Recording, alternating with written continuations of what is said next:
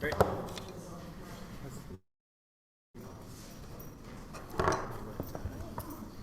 John, settle in for a second.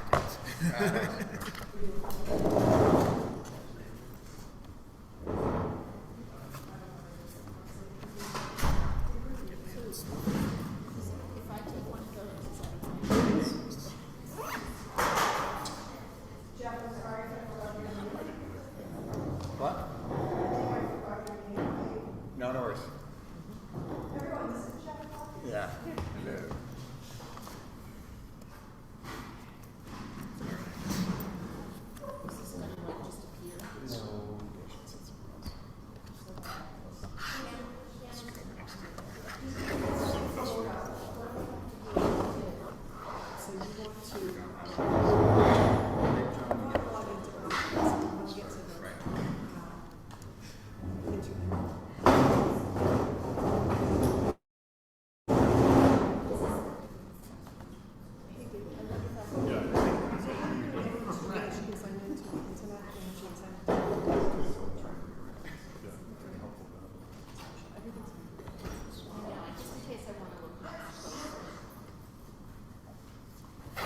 I think we have quorum. Yes. Thanks all. Appreciate. I guess I get to call this meeting to order with the gavel. It's exciting. So appreciate everyone coming to the special meeting of the executive committee. I will call this meeting to order, and then we'll talk about why we are here. We want to acknowledge the BPL opening statement. I do want to read it and ensure that all understand how important this is to us. So the trustees of the Boston Public Library reaffirm our commitment to racial equity and principles of diversity, equity, and inclusion more broadly. The library, we are formally committed to becoming an anti-racist organization in response to systemic racism, inequity, and injustice prevalent in our society. We do acknowledge also that the BPL Central Library stands on land that was once a water-based ecosystem, providing sustenance for the indigenous Massachusetts people, and a place which has long served as a site of meeting and exchange among nations. We're committed to land acknowledgements for all locations at which we operate, and we have reaffirmed this commitment to set the context for planning, deliberations, and public engagement so that they take place from a spirit of welcome and respect found in our motto, Free to All. So thanks for everyone for listening and believing in this important statement. I love this little transcript as I go. Actually, could you hide it, actually, if that's okay? It's slightly distracting. It'll open up for anybody that needs it. I just want to pull it up. Never mind. And Pamela, maybe we'll do a roll call? We're okay. Just wanted to note that a couple of attendees will be arriving late, and I'll acknowledge them when they arrive, for the record. Evelyn Ortiz will be arriving a little bit late. Joe Berman will be absent today. Cheryl Cronin. I'm here. John Heidel will be arriving a little late. Jeff Hawkins. Here. Ray Lou. Here. And Christian Weston. Present. And I do want to acknowledge that we have Gensler present, as well as 3 of our BPL staff members that were involved: Sarah Zafiris, Lisa Pollock, and Michael Colford, who will be joining us via Zoom. We have a quorum. Great, thanks. Next, I'm going to ask for a motion to approve the September 13th, 2024 meeting minutes. For those of you who did not get a chance, but you can take a look at it in your packet, mainly discussions around the strategic planning process and updates. I do believe that today's meeting is partly outgrowth of that meeting, but as well as our last board meeting, to ensure that we have really good commitment and engagement from an important body of the Board of Trustees. So do I hear a motion to approve the September 13th meeting minutes? So moved. Second? Second. Great, so approved. Great. So, why are we here? Welcome remarks, right? So the idea is that we are engaged, at least I believe, and I think we all believe, in probably one of the most important processes or one of the most important initiatives that any board can engage in throughout its lifetime, right? And we have a unique opportunity, quite frankly, right? Not every board has this opportunity in front of them, and so I, for one, am excited for a period where we can really dive in, engage in change, and think about what the BPL wants to be for the next 3 to 5 years plus, right? There's a time of huge contextual change as well too. We know that we're about to embark on the McKim building renovations, so there's a real opportunity here. What I did hear, what we heard, we've been talking a lot with Christian, Gensler, David, others, that we want to make sure that as the process unfolds, that key stakeholders and key constituents are heard with their input, and that input provides meaningful influence and guidance over the final result.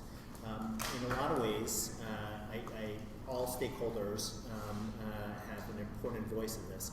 But I'm obviously biased, but this executive committee to me holds an especially important voice because essentially the recommendation to approve or not approve the strategic committee will come from this executive committee. I think that's the right process. I completely respect all the boards, the rest of the Board of Trustees' involvement in our work, and they should be involved as much as they can, but sometimes there's just not enough bandwidth. Well, this group obviously has its own bandwidth challenges, but has agreed to come together to really understand and think about our strategic planning process. So that's the main reason we had this off-cycle, so to speak, executive committee meeting. It's a real chance for key members to dig in a bit of a working session and connect. Would say maybe just a couple other pieces here, just as well as long as I have the sort of the mic here. 2 pieces here. One, I'd love to see that this executive committee spend, meaningful time together. I don't mean to put folks in a jail, but when I think back to sort of reasons that I join boards and do board function activities, it's because of the friendships that I engender.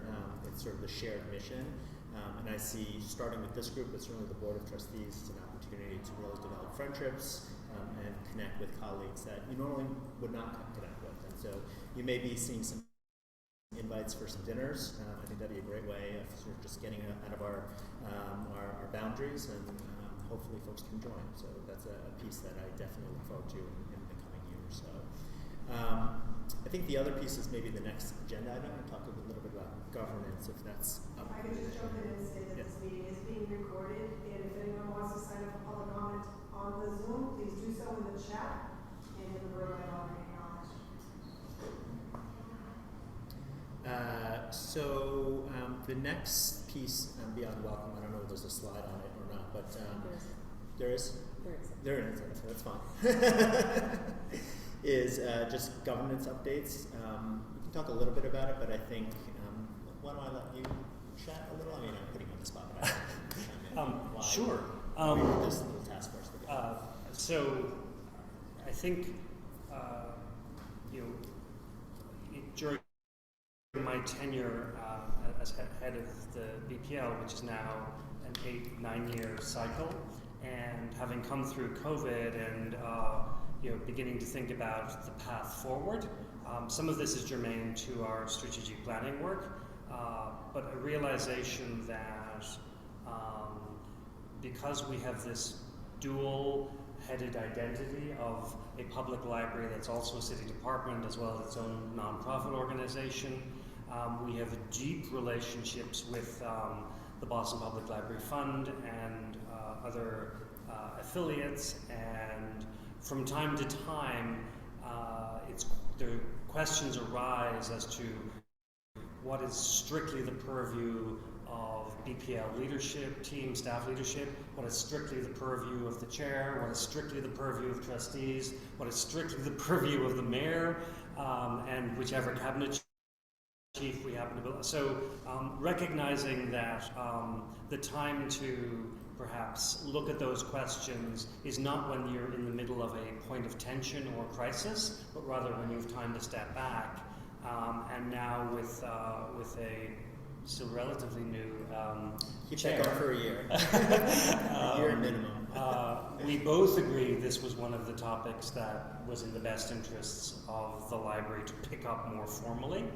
And while there may need to be conversation at the board level formally in due course, having a small group gather to help uncover best practices, how boards run,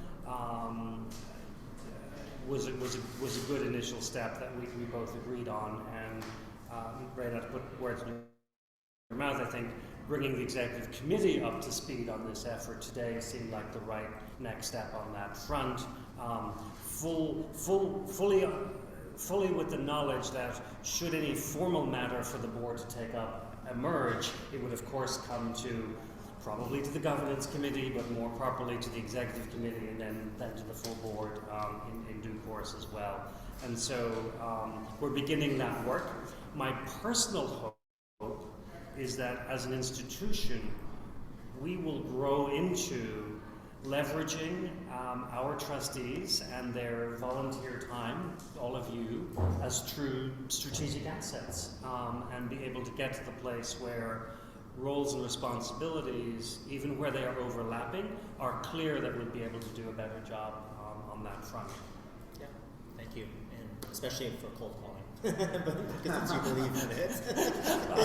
Normally I try to highlight, give a little heads up, but not much more than that. I mean, process-wise, the idea is a smallish group of tasks consisting of this task force. Jim Canales has graciously voluntold himself, given his governance experience with different boards, to lead us and think about this. Cheryl has kindly agreed to join myself, David, John Haler as chair of the governance committee, and Ron, who you have more about. Yeah, Ron Dorsey, who's also involved in our strategic planning committee, which will be a nice point of continuity, also given his role, previous role at the City of Boston and currently in philanthropy and within community organizations more broadly. So, really good perspective to get us started on the route to taking any issues up more formally at board meetings. And I think the main part is I heard there is getting started, right? Is just this idea of kicking it off, and we'll see sort of where the final deliverables come from this task force. But it may lie within this group, it may lie within the governance committee itself, but more to come. We just want to make sure the executive committee was up to date on this important initiative. Anything else? Great. Any questions? Thoughts? No. If I can just make a note, the acoustics are really bad in this room, so when you speak, if you just speak up, because sometimes us behind you not be able to people in front of the microphone. That's all. Yeah. And did you want me, I'm sorry, I'm reading your note here, roll call for Najit? I just wanted to acknowledge Of course. Oh, sure. Of course. Here. Of course. We're also joined by Najee Pal, who is a member of our board and the chair of the Kim Master Capital Plan Committee. Excellent. Thank you very much. Great. I think we move on, and the main show is a strategic planning discussion. Give it to our Gensler folks, but I'll cold call Christian whether there's anything you want to kick us off with. In terms of, thank you for the cold call, Ray. Delighted to be here. I think this is a great opportunity for us to roll up our sleeves a little bit and talk about some of the things that we as trustees think are important. I think the Gensler team has done a terrific job getting us to this point, but I think there's still more work to be done as we refine the plan. So thank you. Thanks. Please take it away. All right, so we've come today with the draft that we shared in advance of this meeting. We have a pretty open agenda intended to be a working session, so we just had down that we would start with a page turn of the document. We also have some financial benchmarking that we can present as well. It was included as an appendix. And just to place things in context, just for reference, we're here today at October 15th, the executive meeting. Again, the two agenda items that we're aware of, but happy to work with new ones or jump from section to section as needed, is the page turn and the financial benchmarking. With the comments we're receiving today and from other stakeholders in the next week or two, we are going to be updating another draft for the 25th. This is so that we can be prepped for the November 4th executive meeting. There's kind of a question on if we need the steering group as well in between on the 31st. And then following the November 4th meeting, we will have another sort of week and a half, 2 week revisions and edits period prior to the 19th presentation to the board. So just placing in context any changes or updates to this sequence that everyone's aware of. Okay, again, just for context, sort of where we are. I think part of it is also just being dynamic as always, Yeah. right? Let's just see how much we get done today For sure. and then reassess Yeah. sort of the cadence. Thank you. Okay. And then other than that, I can start walking through the draft unless we want to jump to any initial sections. Do you want to just, so should we just kind of interrupt you if you have questions or Yes. as we go? Yeah, I think so. So we'll just go through at a pace, stop me at any time. Again, just kind of a general walkthrough versus a formal presentation of the draft. Is this the same version that we received? I had one that showed 2024 to 2030. Yeah, we did. We got one comment in between the draft and now being like, why is it 2030? Okay. So we just said 2024 is when it's made, but again. I mean, I think that's actually a question, is Yeah. the Yeah. period that it should cover, with varying degrees of specificity. That's a big question. It is. Just in terms of then goals, you know, so we should park that and come back to it for sure. I thought when I saw the 2030 that a decision had been made that it was a secure plan. I was a little surprised because it's a long time. No decision made, I should say, right? As far Yeah. as I know, right? Correct, which was why I couldn't reacted miss to the inclusion of Okay. 2030. Yeah, I don't think we've ever really Yeah. landed on it yet. I mean, I think we think there's a 3 to 5 year arc, but then there are certain concepts that will last beyond that, or maybe even key initiatives that will take longer than 5 years. So we don't want to assume that it can cover a whole 10 years, but we don't want to ignore the fact that there will be some initiatives that are ongoing. So how to reflect that in a period is not Well, clear. it's meaningful because we want to measure in 3 years which of the goals we've achieved, and we need to be clear about that. Yeah.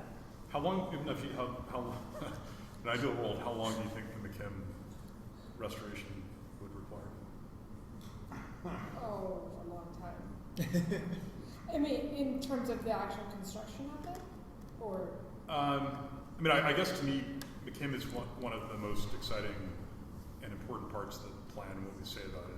yeah, And I would have thought, I guess I raised the question because I would have thought at a minimum, the plan should get us to a point where we have hopefully created a final vision for McKim and locked in the financing for it, whether or not it's actually complete, the construction work. yeah. So it's more about having this in place, kind of leading up to the kickoff of the. I mean, I think so. there's a plan in place for McKim in terms of the actual work. Well, yes, we have a master plan at a high Right. level. We have a first large financial commitment from the city that the earliest would become available to us would be 28 or 29.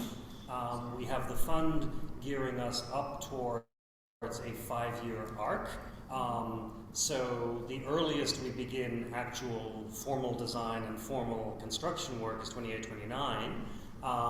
Knowing that the renovation of the Worcester building was 2 phases and took 4 years, so 10 years is the answer to the question from where we are right now. But we also know that the last full attempt at renovating the entirety of McKim began in 1990 and didn't actually complete ever. So it actually got up to the 2000s.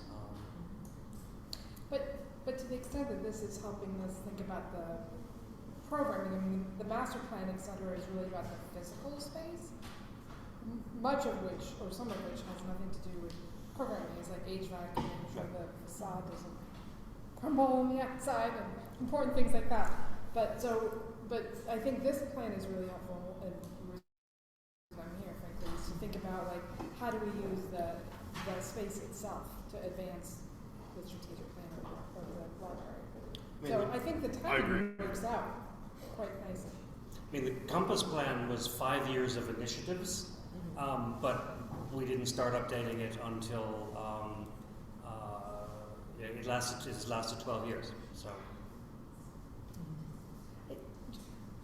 I'm not on the executive committee, but No. generally speaking, you want to refresh your strategic plan every 3 to 5 years. It might make sense if people are uncomfortable with putting a date, maybe having a process within the plan itself for revisiting it, and the kinds of questions, to Cheryl's point, you know, the kinds of things that we look to evaluate, what's working, what's not working. And I do think in the document there is, when we get to it, a 6-year arc for periods of review. I love the fact that we're flagging on slide 1 or on page 1 of the core questions, which is for how long it's supposed to last. You jumped ahead. Just for reference, it's a yeah, working no, go session, ahead. so, again, the 2030, it was something we put on the cover. There wasn't a lot of discussion around that. I think it's good to hear, especially how do we want to frame that on the very first page. And then for reference, as David was referring to in the sort of how we will live this plan, we also agree that that sort of 3 to 5 feels like something you can get your arms around, but still speaking towards, it may take upwards of 5 years for some of these initiatives to build momentum. So do you also view it as like a 6 to 10 or 10 to 15? Yeah, I didn't mean to waylay us here, but Cheryl, you had reservations about 6 years. What were you envisioning as the period? I thought 6 years was long. My own view is that I think we live in a different world today than we did 20 years ago, and I think talking about a 10-year strategic plan is like a turn-off. I think it suggests that, you know, a lack of immediacy and a lack of active implementation that I don't think we want to follow. So I just feel like it should not be more than 3 to 5 years, number one. And number two, I think there's language that we can put in that talks about sort of longer term goals. And I just kind of wonder whether McKim falls into that, just realistically. Well, I guess I'm catching the tail end of this, but you're trying to raise a bunch of money. Until that money comes in, you're not going to really be able to really do anything, because you're going to be spending the next 2 to 3 years raising money, because you're not going to kick this off to 28. I think with McKim, I mean, a Notre Dame only happens once, but the work that's going to be done up there is going to be really specialized, going to take a lot longer. So I guess saying before you kind of announce a strategic plan, make sure that funding's in place to be able to kind of initiate it. So is that, you know, when do you kind of announce the strategic plan and set the numbers from there, the years from there, I guess? I'm catching up, so sorry about that. No, sounds good. No, I like the idea of being very clear on the individual initiatives about how quickly they start and when they become measurable, and then call out the ones that happen to have longer tails when it's appropriate.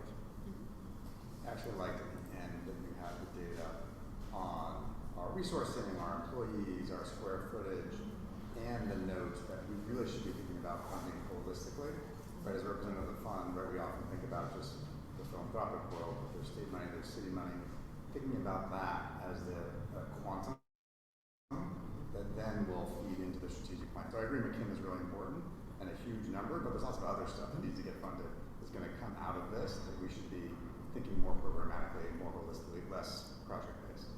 Yeah, I had a similar reaction to John and Aaron. Maybe this is something we could think about in terms of the data that we present. It'd be interesting, I think, for people to see the mix of funding that the library currently has in terms of money coming from the city and the state as compared to private sources of funding. And seeing how that has changed over time, and maybe looking at a few other benchmarks, like New York is very different. And that seems like one. If we realize that we're not going to have nearly enough to implement the strategic plan, and the funding mix is not, the city is not likely to create a huge amount of incremental funding, then to John's point, it seems like we need to think about other sources of funding. Can I ask something on the funding? I've never. Jeff, I'm sorry. This is part I of don't it. need to. Yeah, that was cool right there. So the sergeants, all this painting the artwork,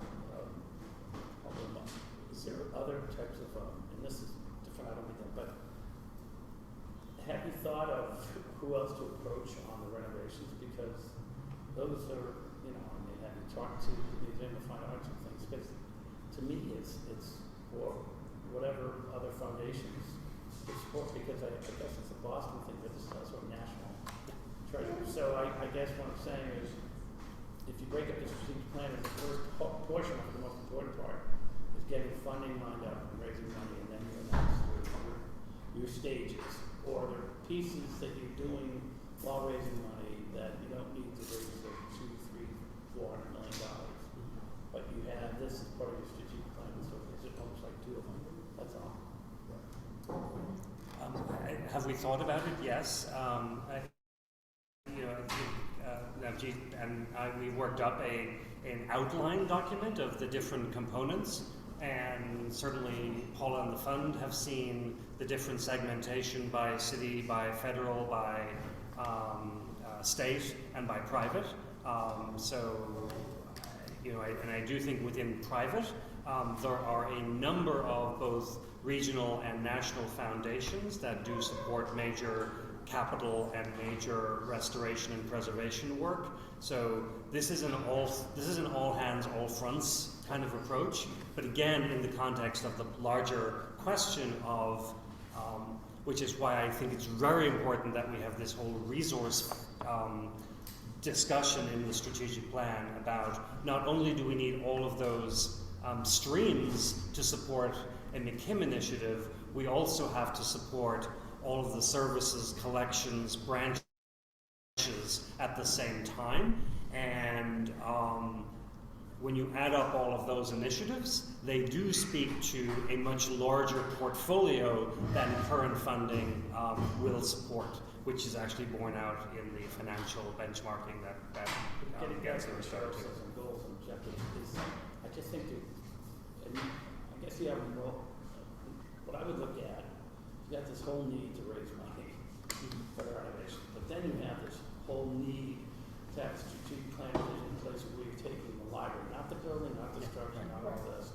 And to me, it almost kind of funnels up. And so you're trying to get to the objections of executing the components of the strategic plan you really have to do to be a successful library with all the services and everything in place, and how that's going to be different going forward. And then there's this other parallel that is raising money to renovate the building, and then maybe they meet at the top. And I almost think that you have not two strategic plans, but two initiatives. It's fun. I don't know how you want to put it. But no, I think that's right. I mean, I do think what we as the library want from this plan is at the mission, vision, values highest level, that it encompasses the aspirations that can cover both raising up the branches where they're weak, but equally a opportunity to transform and renovate McKim as a cultural gem. So it has to speak to all of that, but it equally has to give us key deliverables to execute against over the next 3 years, one of which I think has to be the development of a funding plan to make this implementable. So it's a both and. Well, the fundraising, a strategic plan for fundraising is a whole separate big thing, as Jeff knows more than anybody. I assume we're going to allude to the importance of getting that kind of strategic plan done that Paula and others will develop without it actually being incorporated into this. But that's sort of what it is. Exactly. You start with this, Right. and then you start with funding. Right, That's what- exactly. So maybe to get us past the first page, but no. I think Going well. this is 30 a minutes very, in. very important question, and I'm really glad we're having it. And Christian kicked us off by asking, should we debate? I mean, there's a couple levels of questions here, right? So there's a question of whether we should time balance, right, at all, right? I'm sort of hearing a yes-ish, right? And then the question, if you're going to time bound it, do you time bound it in a specific date, or do you time bound it by a window, right? This is 3 to 5 years, or do you actually say this is 2024 to 2027, 2024 plus 2029 to 2029? I think that may be an open question, at least. And I also sort of want to, another layer of the question is sort of like, in general, if you're going to time bound it, what are the general windows? What we're hearing is minimum 3, right? Probably max, at least what I'm hearing, 6, just to put a placeholder there. And then we can discuss a little bit more whether we're going to actually put a date or window it in. And that may come, not to shut down this conversation, but that may come as we understand some of the initiatives and the goals that come out of this. and we have a better sense of what's realistic. Right, and just one more point on the fundraising at this point, although we'll come back to it, is the importance of the city's capital plan as a whole in enabling this. It's not just our operating raising, but the capital plan, which not only covers this first investment in the McKim transformation, but is also about raising up the branches and some of the infrastructure that is in much greater need, including potentially in neighborhoods that have not had services to date as well. So there's that other arc of a funding stream to take account of. Page 2? Yes. Well, maybe we park and lot the exact answer to this. As well as Yeah. the Yes. Just put it in. Not to derail, but is it helpful since we are on the topic of funding to present the financial benchmarks and then come back to the draft, or keep it in the same order? Just Rather than play it that. as we play. Just because It's the related. reason for it Yeah. is all yes. Yes, good. So, yeah, stay the course. Page 2, the table of contents. We'll have comments. No comment. Again, just a metric for what the main chapters of the document that we'll go through. I'd also flag, we are designing as a 2-page book format to vertical 8.5 by 11, so you're seeing it as a 2-page spread. Our final version, the intent is to have sort of a fold down the middle. So starting with the introduction, we have a letter yet to be written. You will see on the draft today, we have some red box comments. We've received a few comments prior to this meeting. We haven't integrated those yet, but just for awareness. I think this one came from you, David, that there may need to be a spot for yourself, Ray, Michelle Wu, and Jose to have some commentary at the beginning. I was going to say the main comment I have here is that there has to be a letter from the board chair. It is just so important that the board is really on the plan. So, and good, better for you. Yes, agreed. And a suggestion maybe, but I agree with you communicating, right? And I don't have a strong preference, right? There may be one from the city, just depending, like Michelle and Jose. There could be one, I mean, signed by me certainly, but it could be from the trustees, right? And then Christian and Jose Senior might be part of that, but for discussion, right? And a third from the library, just to thread the needle a little bit, but again, no specific decisions. But there should be additional sort of supporting letters that show where the ownership is coming from. At least one of which should be in mine. We'll leave that to David's. One of it should be a black. That's what I'm pressing. All of them should be allowed. I was confused by your letter. I don't know. Yeah. Then we fail. I'm sorry. It is lab placeholder checks. We've just got it for the format, so. I was worried there. Okay. Would you like me to read it? Or? Yeah. It does repeat, so once you get it started. So we start the document with setting the context. This is a historical library. I think we also had a comment just to make sure we've got all the dates correct. And we do have a mix of 2023 stats and 2024 that we're looking to coordinate on. But just setting the stage as far as this library system has always been a historical trendsetter. It will continue to do so. The breadth of the branches and the special collections and the scale of the library itself. I think these, like, by the numbers are always kind of interesting. Mm-hmm. I assume these are annual numbers. Yep. I don't suppose we have any sense of in-person visits since the library opened. I mean, obviously, but it just would be really Yes. fun to have some, is it a 50 million it just, Yes, we do have that data. Maybe not for every year, but Yeah. right, just an all in, it's just really Actually, a one of those, reminder of how, I'm not sure how we get to sum the entirety of the 176 years, but yeah. yeah. Even if just the top, if we had one number that was like the beginning of time, that would be fun. Unique visitors or? You know what I mean? But a Just a cumulative reminder. scale versus an Yeah, annual. because then that also recognizes the history of the library. Yeah, I like the idea of this overview by the numbers, and that's a good idea, sure, I'll like that too. Just one process note, Aaron, if we have comments on suggestions as to consistency in language or wording that aren't likely to be controversial, can we provide those offline to the next Sure. draft? Like, I don't want to get people mucked up in that now, but I had a few suggestions here. And Jim, I agree with you. I think there are sections like this that Lisa and I have not been let loose on yet to wordsmith as well. But I think putting all of that in the hopper offline makes most sense. Sounds good. Yeah, any text edits, feel free to send them through to me and the team, and we'll roll them in. As noted, we are looking at an October 25th draft, so I would put a little bit of time bound on those initial comments the next week and a half. I had one that started textual and then became, I think, substantive. I think I like the setup. I like data, but the data to me feels more process and less outcome oriented on the kinds of things that you're using.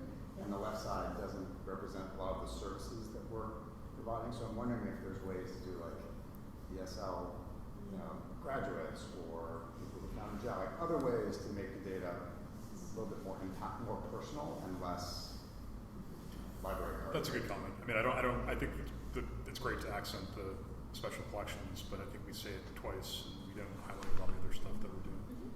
You could add, you might think about adding one or two numbers, like we did at the market, 1,367 programs for kids. Certain things that are kind of are a little more, And those are all in our annual report, so we can pull selectively. I do think from the impactful service point of view, thinking of the last 2 to 3 years since COVID core tells a story about impact that resonates, at least for this moment in the strategic plan, might not always be the case. Yeah. Well, when you get on the impact, I mean, the whole thing about it, and we don't mention it up here, though, is the first branch network of any library ever. First children's section. Yeah, but they're so tiny. Yeah, like, and what I'm saying is, you have them up there. You want the first front and center. Well, you're keeping the innovation, the next level, and then you have that data to write that is talking about just right now what the outcomes have been, like the amount of children that are coming through this library. I just think that's such a strong and powerful message that this library has always been on the cutting edge of. I remember John Adams stats. How many people hit from around the world after the HBO special. It was remarkable. So there's these data points that I think can really resonate with the average person stronger as well as with people that have the money to give. One comment I'd say, I agree with everything here. For consideration, when I think of context, I think of externalities, right, in a way, and sort of forces that are shaping sort of the world around us. And if you even look on here and the next slide, it feels, not in a bad way, but inward looking, like about BPL, what we do. We sort of get to a little bit of current challenges, but I wonder whether there's something about, why are we doing this now? What's the urgency, right? And there's sort of I'm just making things up, but right, the world is digitizing, right? And the reason why we're doing this now is not because we don't have a strategic plan right now that's active, it's because there are forces happening. We're post-pandemic here, right? People are wanting to sort of come back into the world. And these are just ideas, but I think there's something about why are we doing this now and what's the environment around us. That this moment is unique in a way that it's not just time to do the next strategic plan, right? That's sort of where. Well, what's kind of amazing with the branches is, you guys ever done how many people live within a branch, or walking distance of a branch?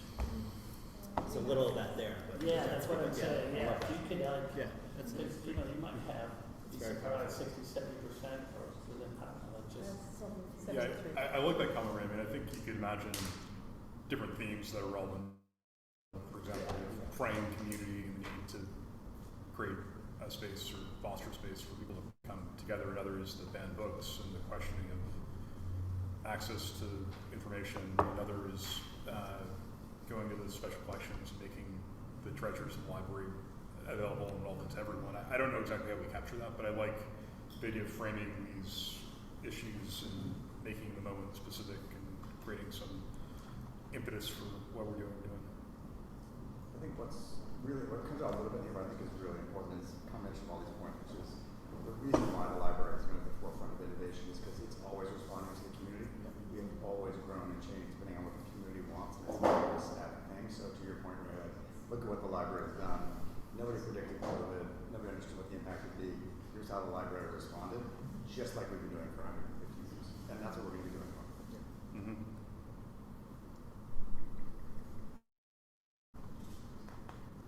Process-wise, you may be able to fit it in with, our environments, right? Another subheading here, but for consideration. Okay, so the second one we went to, teeing up the context and then zooming into what are our current strengths, the current challenges, and our changing role. I think some of the comments we just got now can help evolve and nail some of this, but to call out some of the highlights, that the reach across the city of Boston is a key primary strength, with the scale of the branches reaching the majority of the population of this city within 15-minute walks as centers of their community. Some of the challenges, again, that large portfolio of physical infrastructure is a challenge to both maintain and fund. Funding constraints to manage staffing challenges compared to benchmark institutions, and the complexity of the special collections is unique to this library. There are no benchmarks to compare that to that are funded in the same way this one is. And then speaking a bit to the changing role, I would say most of the notes I took in the last few seconds will help us evolve this last one, but speaking to, we've always been an innovator, but now the integration into the Human Services Department and the unique opportunity to redefine our role through an equity lens and pave the way for new initiatives to speak to a wider range of human needs.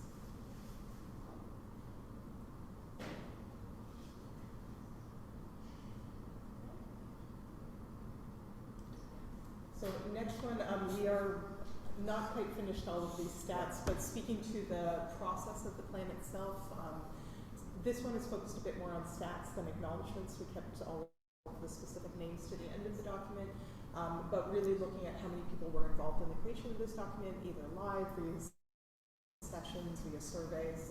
As mentioned, we've got this note on the bottom. Where should this go in the document? Does it make sense in sequence? And then we are currently finalizing all the stats in here.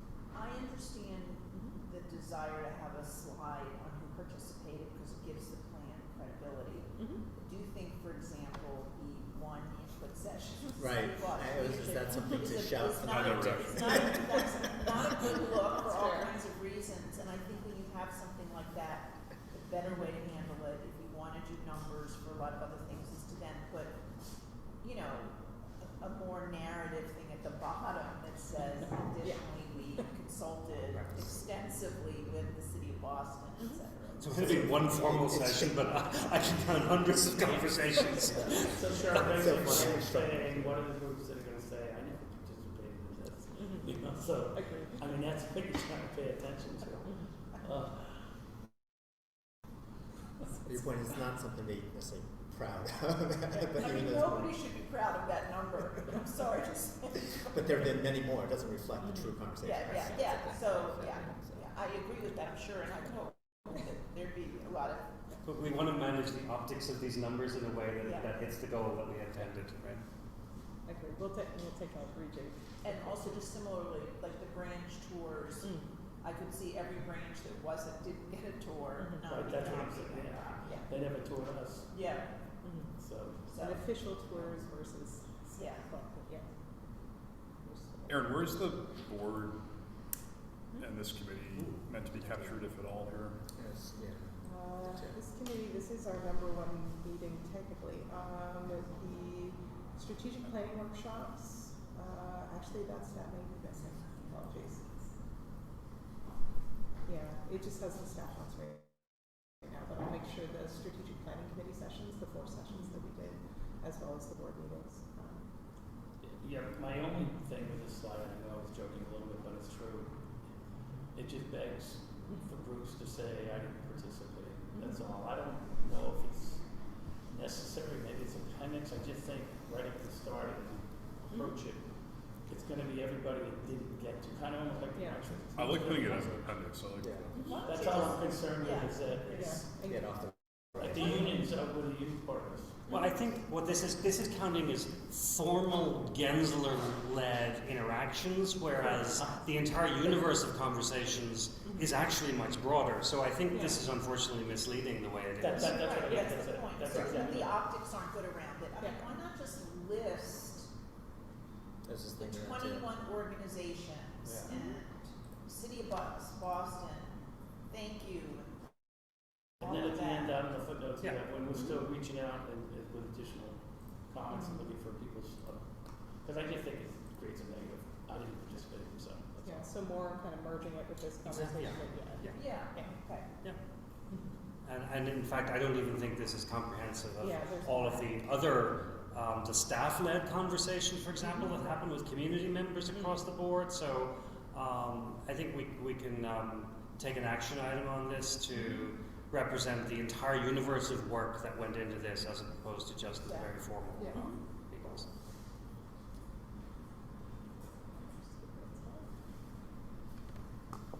Agreed.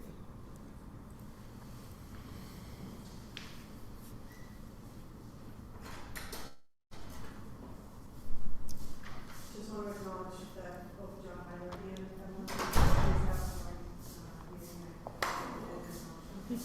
Ready for you. And I will be that person who comes in late and goes for the people. I already did that. Very good. Good. So, and Put it there It's for. not. That's what it's there for. That is what it's like. Okay, so next section is really focused on the value, vision, and mission. I'll just sort of scroll through these. Initially, the primary value, we did have a comment adding free to read. It was on a previous version, fell off at some point, so we'll bring that back into the piece. But really leading with free to all and how we will be redefining that core message into our future. Just want to emphasize again, I love that slide. I think that's such a distinguishing factor for us. So, Yeah. Yeah. please go on. There's something in the middle of the TV. This little line here, just for awareness, I think is on the monitor. It's not. And then the vision and mission. We've presented these before, so I won't read them. But we did have a comment we received as well. For the mission, potentially rolling in open a world of discovery and learning, and the vision adding the pursuit of knowledge.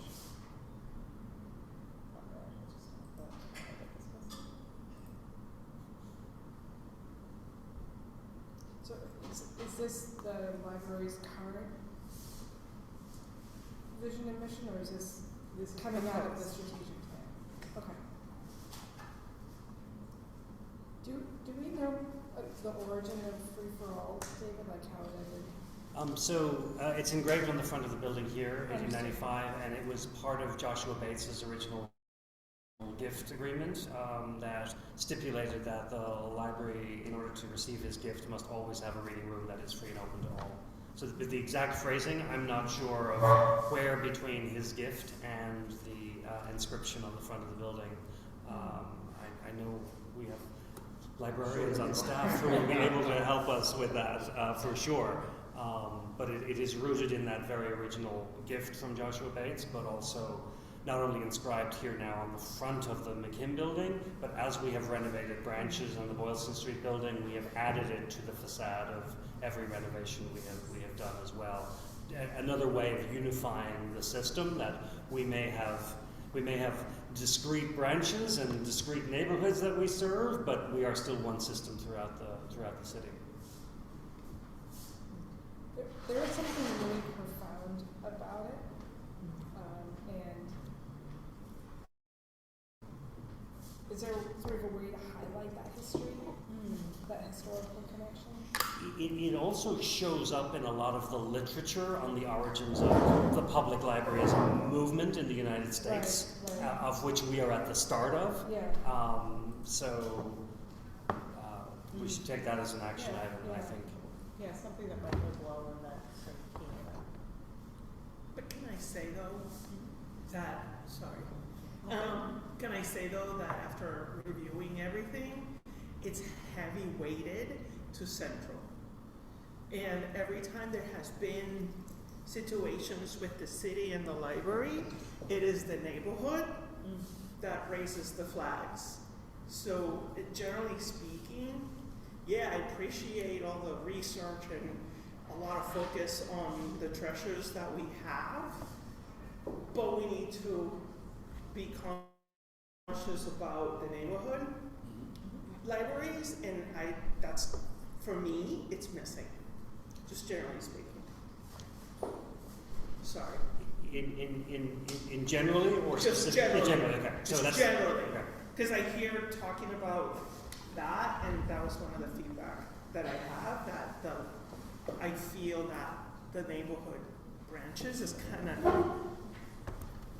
missing. Like it's heavy weighted to Central, and it's missing the neighborhood stuff. Which I agree with, right? I agree with.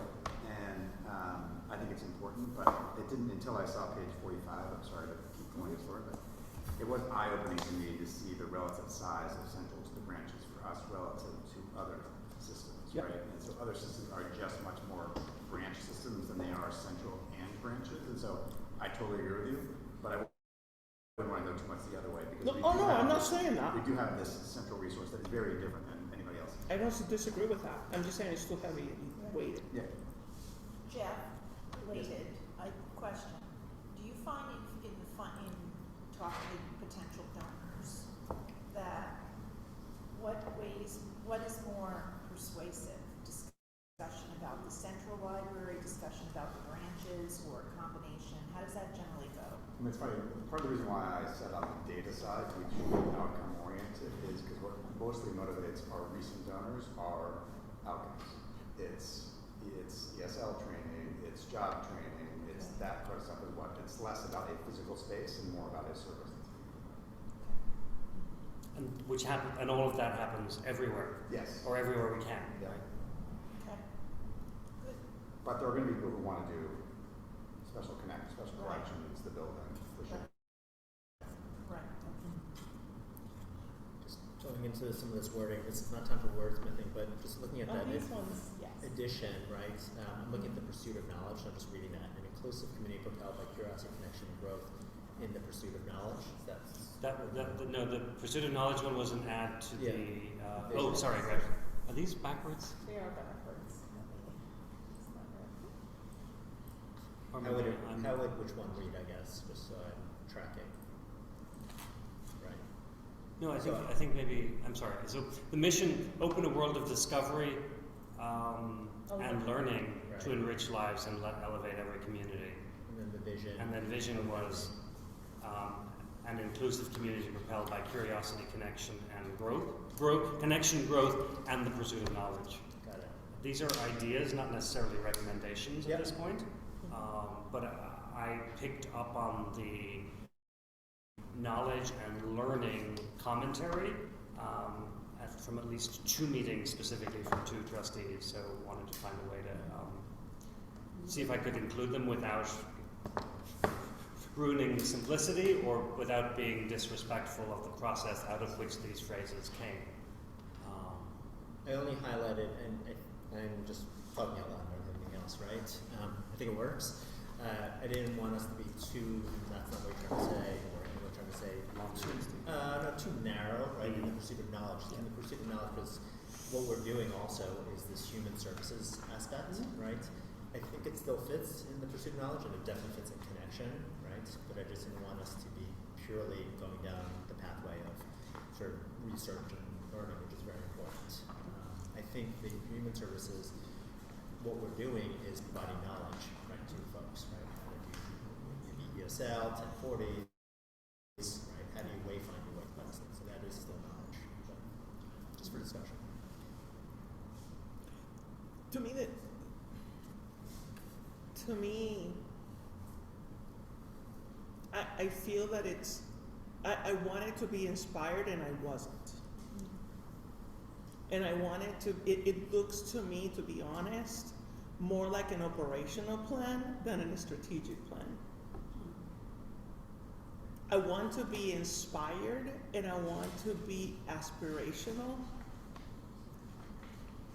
And yeah, we don't do 100% of what is there, but we do a good chunk of it. Like, I don't see, to be honest, I don't see anything new. And that to me is key, right?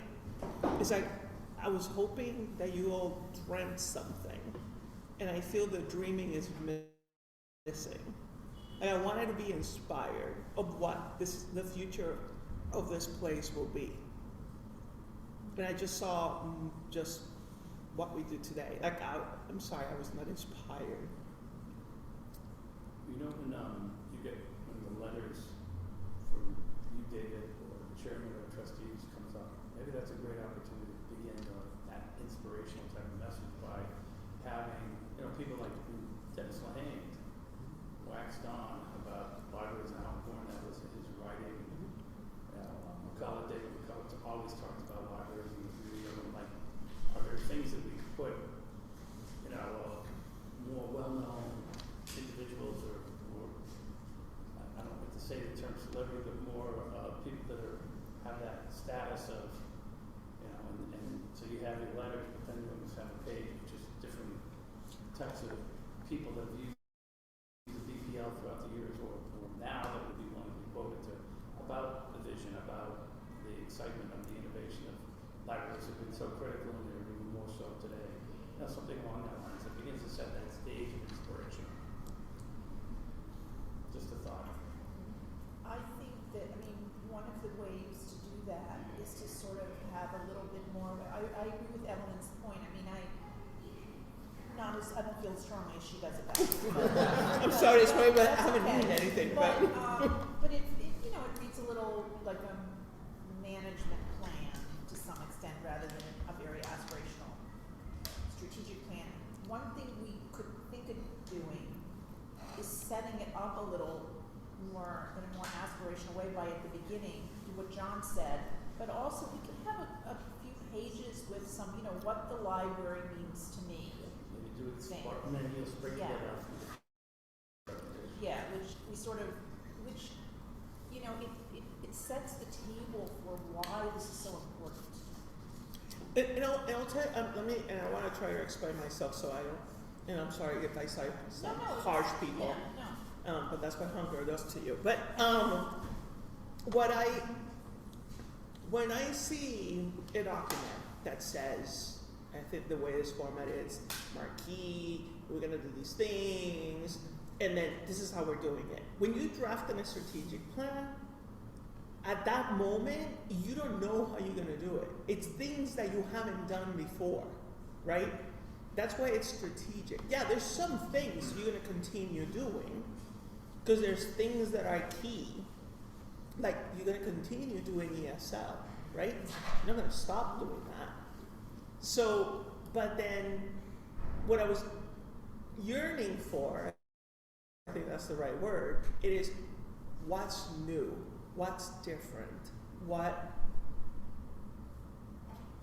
So Yeah, what about I- the go go ahead. on. No, you go. And nothing's grabbing. Yeah, I was going to say I agree with you 100%, Evelyn, and I think we'll see this as we get into the strategic initiatives, but what we have been trying to do is exactly that, start to think more about specific strategic goals, specific strategic initiatives that are aspirational or not simply things that we're doing currently. So I would welcome the chance to walk through some of those, and I think Ray had some ideas as well. I think that's separate from these statements, which perhaps And could be there's refined. nothing wrong with the Notes. statements. And to be honest, the statements are general enough that Yeah. there's nothing wrong with them.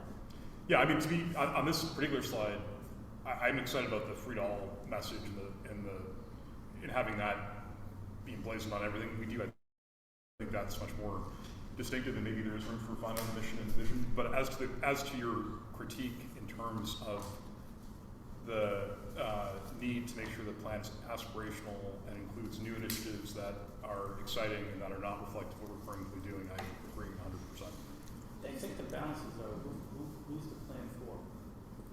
Internal Who or are we going to external? show this to when, big pieces, a lot of people are going to ask to see this. If to me, I think free to all, we have a whole new population coming into this country and into the city that may not even know that. So in some way, I think it's a phenomenal message. And, you know, as elitism and groups continue to separate and spread and everything becomes a private club, this is something that never has. And it's the reason why we've always had a balance in the country. And so to me, free to all is probably the most inspirational thing, I think, because there's not much free anymore in this country. And I just think if we play that up, so I'm kind of saying who are we trying to inspire? Is it the people that are going to get money, or is it, that's all I'm saying in the strategic plan. No, I was just gonna say, I think this page is fine, right? You were making the larger point about. Yeah. Right, and I actually think the reason why it doesn't feel as inspirational is I think there's too much in here. I think there's too many management tactics in here that I don't personally think belong in a strategic plan. You know, I think some of this, and I think then by the time you get to the end of the plan, and you're reading like, okay, we're gonna like, you know, the kids' room is gonna be open from 9. I'm you know, taking that as an example. I mean, that's the kind of stuff you want to leave to your management team, that to make those decisions in the right way. So I feel like this is, and I think, this is just my view. To me, that's the problem, is there's too much in here, in a way, in terms of that kind of management detail, that pulls it away from strategy and has it focus more on tactics. Could you Well, that's a good way of saying it. Yeah, so I'm like getting you saying, because I guess when you go back to the first library branch system, first children's center, could you almost break up this free to all and then have a section that just has that line, the first children's section ever in a library, and then break down what is going to be that next movement, what is that inspiration follow up with that, or then the first branch network, what are you going to do going forward to continue that legacy? So what you just said, and I'm just going to put it on pretty words, unusual for me, is the Boston Public Library has been a pioneer. That's what you just said. Boston Public Library has been a pioneer on being the first in this, the first in that, and the first in this. So how do we continue being pioneers in what's coming? And then I can throw a bunch of things at it. Yeah. AI, how do you apply AI to libraries? How do you say ESL? Well, do you want to be inclusive? Teach Spanish, do conversational, teach French, teach all these other languages that are part of the city, not just ESL.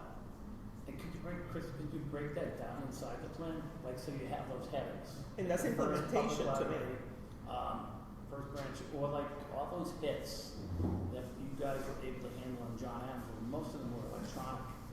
And it was really a remarkable number. I think the most the library's ever had on one person. So you were able to handle that, and then that ties you in maybe to AI or systems and technology as well. But you break it up like that, so you can go through this legacy component, this innovation pioneering component, and match it up with inspirational things. And that goes very much aligned with the city. When you go to the airport, that it says, City of Boston was first in, blah, blah, blah, blah, blah. So let's hear David, and then I have a comment. So I think the pioneering things that Evelyn will announce at the airport when we arrive from our various, I think that gives amplification to those first couple of sections on context that we were talking about 20 minutes ago, where you use different language, but I think this is stronger and more powerful in terms of those firsts. So I do think that can be incorporated into that section. I do think there's great opportunity in the roles and initiatives to be more bold and aspirational. In some cases, I think that's a change of language. It's really an editing task. In other cases, it might be about saying, this thing is really important, this thing's missing, this one shouldn't be there. I think there's work there. On vision and mission, I think every single word on that right-hand side is inspirational. I think The idea that if we're successful and we've built a truly inclusive community in Boston and the Commonwealth, that's inspirational to me. Propelled, like that's a very active desire that we want to bring about in members of that community. Curiosity, that's about opening the mind to discovery, whether that's at an early age or a later age. Connection, that is, so you're not just doing it alone, you are connecting with other people and you are personally growing. So that works for me. If you read through it quickly, perhaps it feels a little staid, but I think if you spend time with it, and we've been living with it for 9 months at this point, and the same goes for mission, opening a world of discovery, enriching an individual life, elevating every community. That this is about the quest, the individual growth, the type of community we want to live in. So to me this works, but what I want the rest of the document to do is come up to that same level, and I'm not sure that it actually does that yet when it gets to you need to initiatives. support those two, because I will tell you, and all of us have done charity work, everybody pretty much has inclusive community, curiosity, connection, growth. I mean, it's so. What I'm saying is, how do you? It's almost like noise, charity noise. To be quite honest with you, like this. But that is not the reality of the library's work being in every community in the city. No, the it's only a- place where it is What I'm free saying, and we're gonna people do those rubbing together. shoulders together.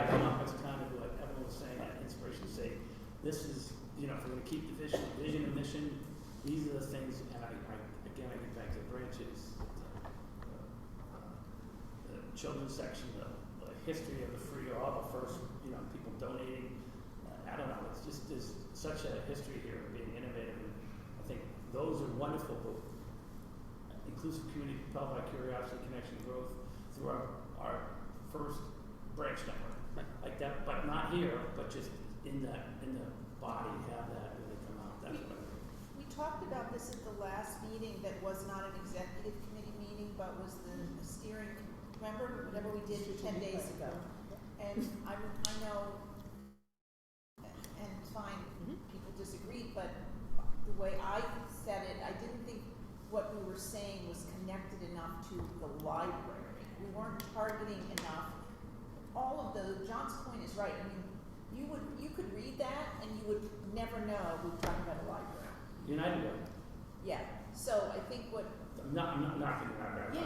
Yeah. But I think that's what we're hoping is, can we say that, but target it a little bit more closely to what a library is? What the VPL is. So there's a lot of threads here, Yes. right? Bring it all together for us. I'm going to try to bring this together. Thinking about it, that's a good point. No, this is good. This is the juice, right? So I think Evelyn's comments is shared in terms of what you're thinking we want out of this. The end goal is shared by everyone. No one would disagree in terms of wanting to be inspired, wanting a bold vision, right? I think, and quite frankly, I think part of it, that's the job of the trustees to be, they have the luxury of looking at it from a broader perspective. So that's number one. Number two, I guess I would say, I would decouple all of this document or think about it in two halves and then decouple again. And what I mean by that is that there's something in the front, which is mission and vision, right? And we're talking about those words. There's something about how we execute in a way, or what we're doing, like the meat of the strategic plan, which is later, which is baked into the roles, goals, and initiatives, right? And I want us to encourage us to not conflate the two, even though they intersect with each other, right? And when we spend some time thinking about this, yes. When we spend some time, we should probably walk through the others. That's what Christian was saying. There's more to it. I do think that, let me just put this aside, the front part aside. I personally have, just the reason why is because I personally have a hard time with mission and vision sometimes. Short of Nike, just do it. A lot of the words end up blurring together no matter what. Maybe we can do a better job for the library. But the second piece to the point is, I think the introduction of the goals, that's what we've been trying to do and talking a lot over the last few days, is meant to provide that, I guess, inspiration of outcomes based. Like, what do we want to do, not necessarily how we want to do it. And to your point, Cheryl, I agree, right? Some of that, you just get lost in 45 different initiatives which bury down into tactics, and I think they're important, but less important at least in terms of, okay, at the end of the day, what are we pushing or propelling, right, the library to do? What is the outcome that we're looking for? What is the goal and objective there? And to be a framework for the things we do today, right? To give us the language to talk about how we promote our work that's different than maybe 10 or 15 years ago. The things that are mission critical. So maybe my suggestion is we should walk through the second half, but I guess then the question is this first half, are there ideas that at least we can put a pin on that would make this more relevant for a library rather than United Way? I think that's a very good comment. I would just echo Ellen's comment first off, and John May's comment too. Thinking about what makes the DPL distinctive and the pioneering angle as part of introducing the library, I think is a really good idea.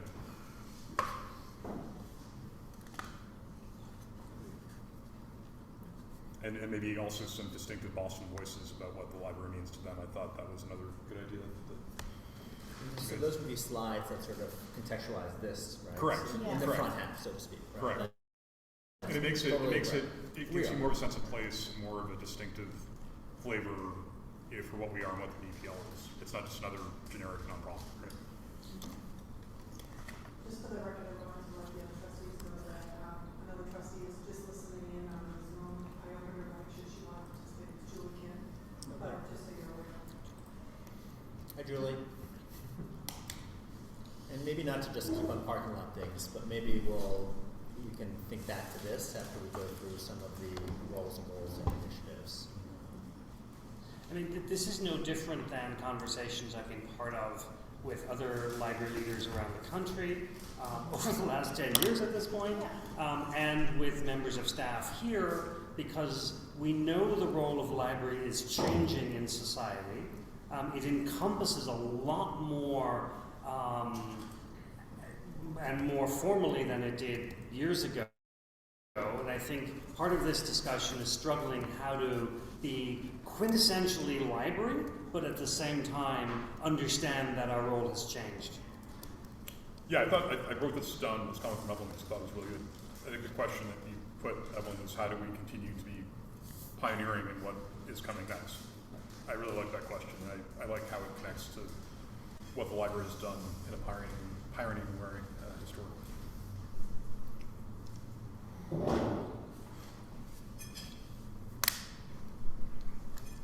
Do you think we should bring it into the verbiage here, or leave this in between? I think this is, I mean, I'm personally generally okay with this. I just think setting it up in a way that reflects some of that More in might that be front section powerful. that it's got a bit more of a pop, a bit more of a story to it, setting sort of where we're coming from, where we're going in that context. Yeah, I think that theme, what Evelyn was talking about, pioneer innovation, was kind of that theme. And here are the things we've done historically, and now these are things that we continue to do to stay on top of that.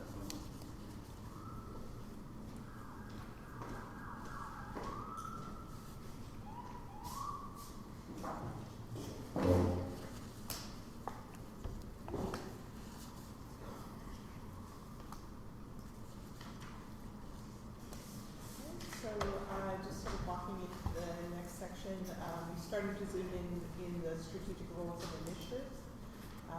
We've presented some of this before, but at the overall view, narrowing into the 4 strategic roles: lifelong learning partner, welcoming destinations, trusted resource, and community engager.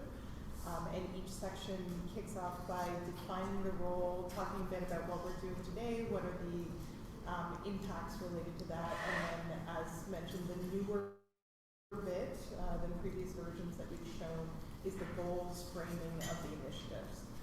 We have gotten some commentary already that now that we've gotten more specific on the goals and the initiatives, the tee-ups for each of these roles probably needs to continue to evolve, and those pieces are speaking to each other, that the language is tightened up, the why is really clear. So we haven't made a lot of edits to these first 2 pages yet, but we've received that feedback.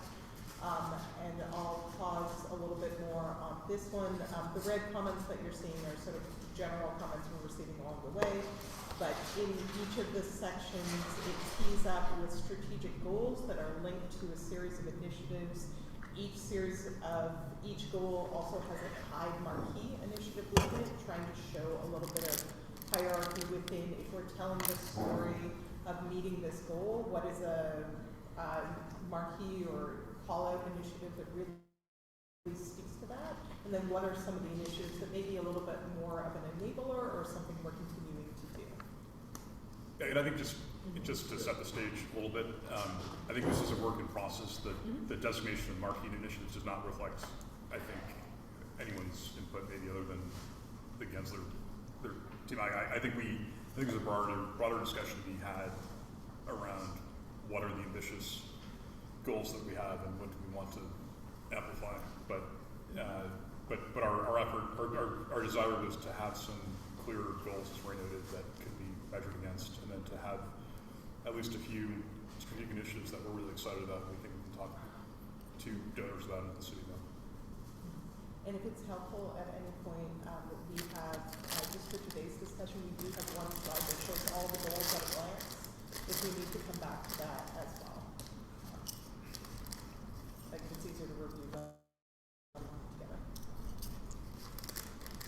The only comment I do want to make, maybe I've made it before, so apologies, but my thing about develop programs of emotional intelligence, stress management, and healthy relationships, that is like a really fragile area where if we're going to, the only way we should be doing that is if we really have the capacity to do it right.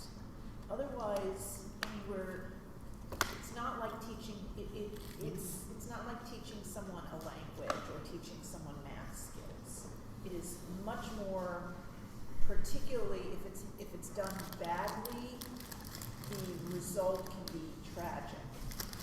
So I just think if that is something that we really want to take on, we need to have the resources to do it well. Couldn't that fall under, and agree with you, right?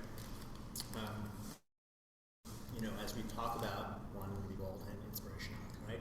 Addressing mental health is something new, right? And maybe it isn't a one resource. I mean, the difference between us taking it on versus saying we interact with the community in a way that can make us aware that this is a need, and we are committed to referring individuals to the right organizers. I'm just asking a question. Yeah, we're never going to be McLean. Right. So I think with this iteration, we're trying to do, I think, multiple things. One, we're trying to do a check-in on if this updated structural approach works better than what we had before. So there's a role, there's the goals under that role, and then there's a number of initiatives for each of the goals with one key or one special, one signature initiative. That's not called marquee. Marquee is a little bit. I think we should use a different word. Yes, key or a signature was where I was heading towards for right now, anyway. Yeah. Like that stands out of each list. So I think structurally, is this a good framework to flesh out? I think now that we have that structure, if we sign off on it or not, we need to rethink through each initiative that's listed and ask ourselves, is it bold and ambitious and we want to do it? Or is it something we should really be leveraging partners for example? And then have we written it the right way to reflect whatever the right approach is? And you're seeing this articulation as fresh, pretty much as everybody else is. So that's why. Can I caveat that? I think there's the framework that we want to all agree on. Like this is structurally what we want to address. I keep on coming back to, rather than sort of make the goals come from the initiatives, think about what we want to do at the goal level, right? And make sure that we all agree that these are the right goals for us. I understand process-wise, we sort of worked a little bit backwards, but to your point, Evelyn, that's where you have the ability to make this bold and I inspirational. think I mean, the words do matter. I agree with what you said, Ray, and what you said, David, but I think the words do matter. So if you go back to the other slide.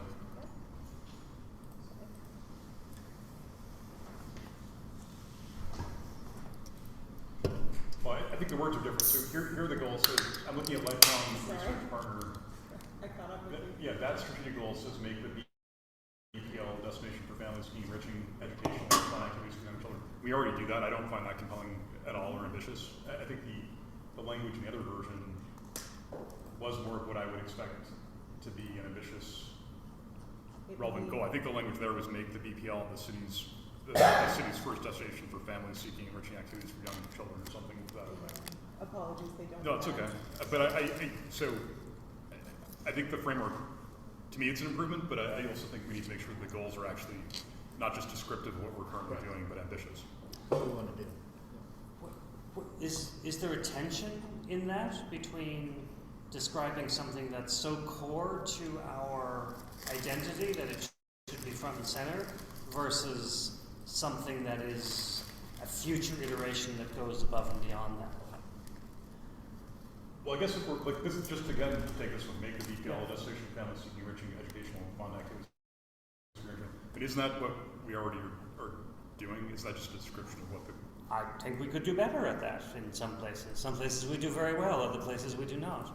So say then. Let's just say that then. Like eating destination. Yeah, that's my point. Okay, I see. I said that I think the language that I was referring to described the BPL as the first destination or a leading destination or something like that. Like what do we aspire to be? I think the idea is that in this one, at least the way that I think about it is that the BPL should be the place that you take your children on a rainy day to find enriching things, and it's the first place that you think of. It's the place that you trust. And, I just don't think that's a descriptive statement of what we're And leading does that, just to thread this through, leading does that? Well, the reason I don't like first, honestly, is that I actually think that it's what will serve people raising their families here is that there are several great destinations to take your children to.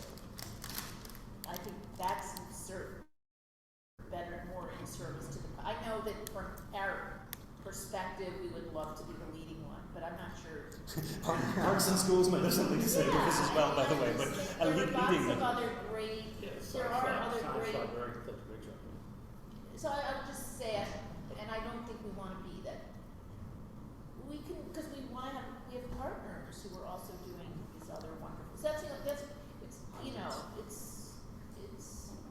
that's why I don't love the first on a goal like that. We actually want, but I think leading. Mm-hmm. That's fine. I just think the goal by definition can't simply. It doesn't really seem to me like a goal should be something that you're currently doing, quite well.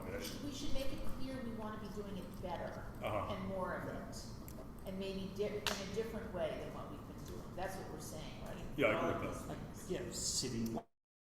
I mean, I think okay, but I think that the point is take this, but make sure it's a stretch as opposed Correct. to. Stretch All right. goal. Exactly. Yep.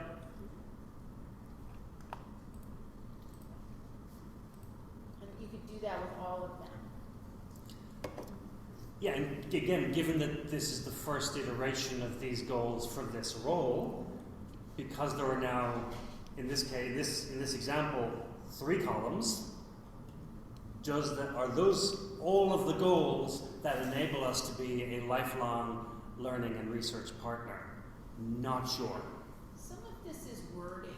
I'm sorry, but I feel like it's not like we need to be more of an advocate. Like equip young adults. We want to inspire young adults to read a book a week or to do this or to do that and things like that. I just think it's almost like we're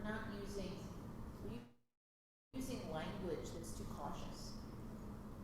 And a bit passive in places. Yeah. Yeah, that's a great substitution.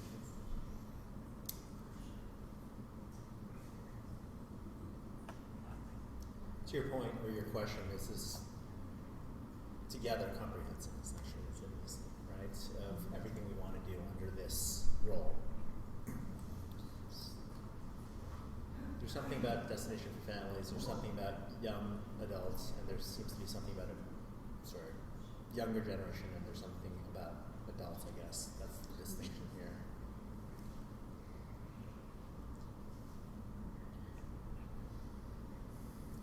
But if this is the place where the researcher is also supposed to find their goal, it's not there I yet. was just going to say that.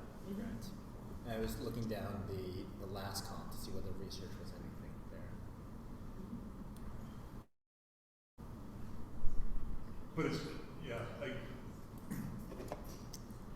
mean, I think it's supposed to be addressed in part through the development of new skills and such, but it doesn't address actual new scholarly research, if that's what you're looking at. I'm gonna go back to what my colleague here said. It's too much operational detail in it. It needs to come up 20,000 feet.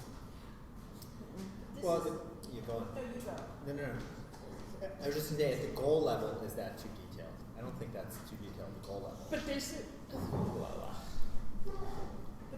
But John raised the point. Is this an internal document or external document? this should be the guiding principles across the organization, including trustees.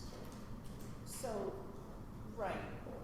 I think the stuff on the bottom is helpful for internal documents. Correct. Yeah, to me, yes, that's an Yeah, operational like this is management execution. executing on the strategic plan. I think what we're struggling with is, like we've said, it's not aspirational because it's too It's much work, what it's you work need to do. yeah, you've got it.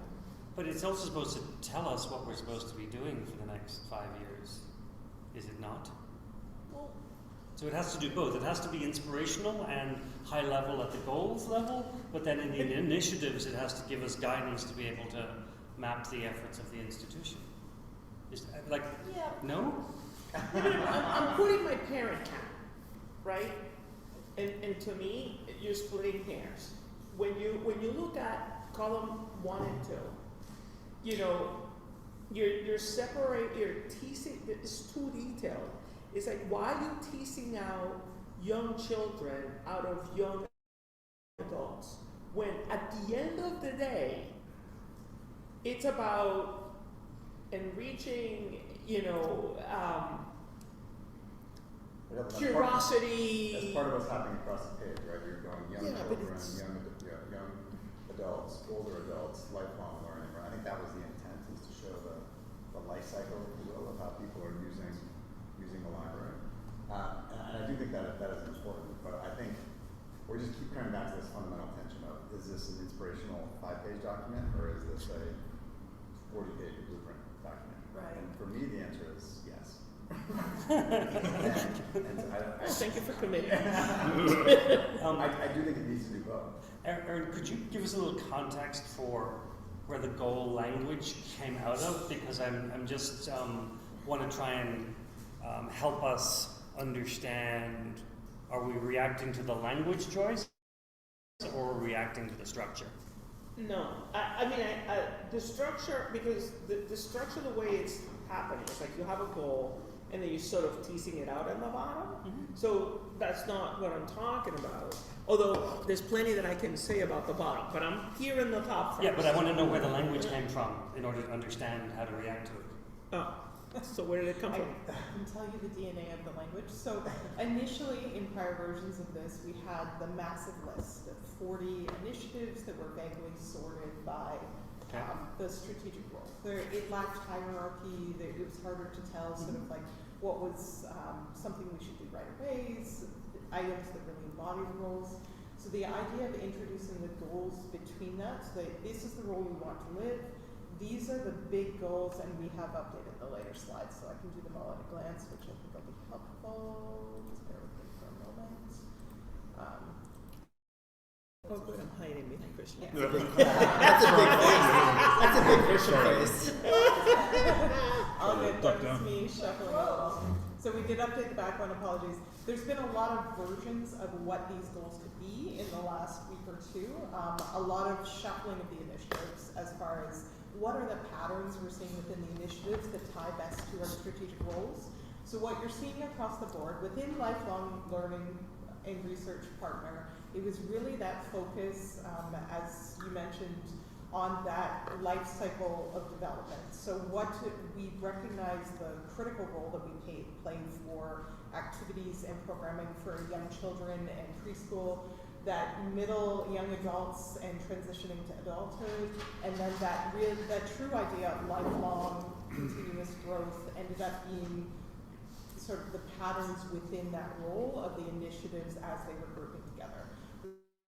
Within Welcoming Destination, really that idea of being those neighborhood anchors was one of the key goals, and obviously all of these have initiatives associated with it, and reducing barriers, inclusive spaces, and then with Welcoming Destinations, speaking to some of the commentary earlier, around that critical moment for special collections of getting that out into the world and creating a welcoming place to connect with that particular program is sort of why some of the key goals around special collections is within that welcoming destination. Okay, so now you say that. Mm-hmm. One thing before I forget, because this jumped at me and I really need you to guys put it in, safety. When you have a place that it's welcoming, you need to ensure that it's safe. And that is critical. And especially in a situation that we are today, that's even more critical. Right. So I need you guys to include in welcoming destination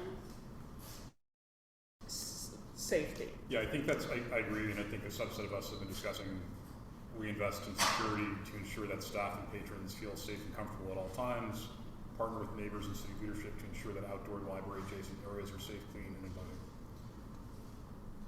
But here you have like at a glance, and safety is not there. Yeah, it's something that we've been discussing offline, but I think So it's not reflected. It's And this page is not a page of No, I get it, but it's not on, it's not there either. So Okay. it's something that jumped at me, because that's something that when we have done community meetings, that's something that has come up.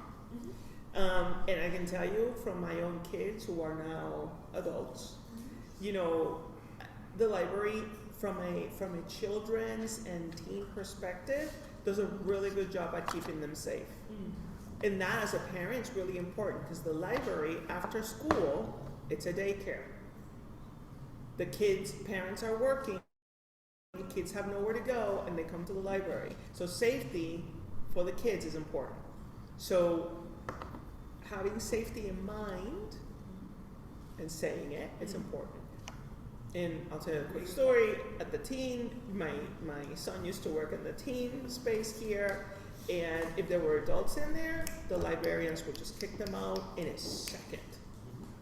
That's teen space, that's for them, that's not for anybody to come in and hang out. So safety is important. Now here's a challenge with this, and that's on that other slide, because you're saying don't focus on this, but I am. You have here welcoming destinations, right? So we're talking about a destination, and so where are we going? But then we're talking about lifelong learning, and you commingling destination in there. David disagrees. I agree with you. 100%. There are things not in the right place on this slide. Yeah. Yeah, but it's on the other slide too. Yes. Okay. I mean, my suggestion is this is the right slide for us, for this group to be talking about, Mm. right? I mean, so if the trustees can bring something, it is at this level. So, you know, we spent the rest of our time actually on this, right? And that would be, I'm not saying it should, but time well spent. You can't focus this group, right? It's not gonna work. Try. You can Were tell you I'm more trying. focused before I was here? Because if that's Yeah. the case, We took I will. No, we took 30 minutes on the HO slide. On the date. Sorry, on the date. Sorry, on the date. But folks should look at these bullets, right? Because Yeah. this is the outcome of what we want to do, right? The words that I've been saying is the strategic roles are who we want to be, but that Yes. doesn't tell us what we want to do. And a good strategic plan should be telling us what we want to do in an outcome-based way.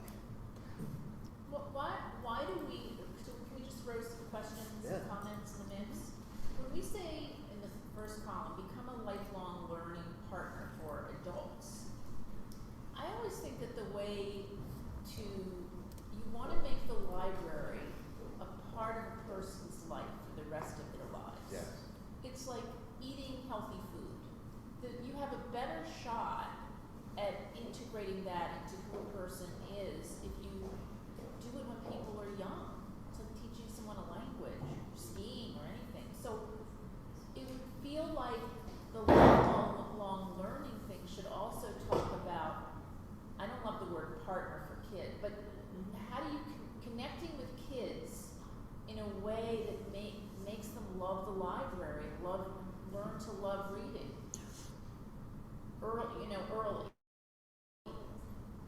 curious. Yeah, and Reading, learning, and fun, they're not opposites. And I do like the progression of the goals, though, in being in this line being about children, loosely children's, teens, and adults across all ages and different needs. So I don't dislike that. What I So I want to do something to the words, but no offense, sorry.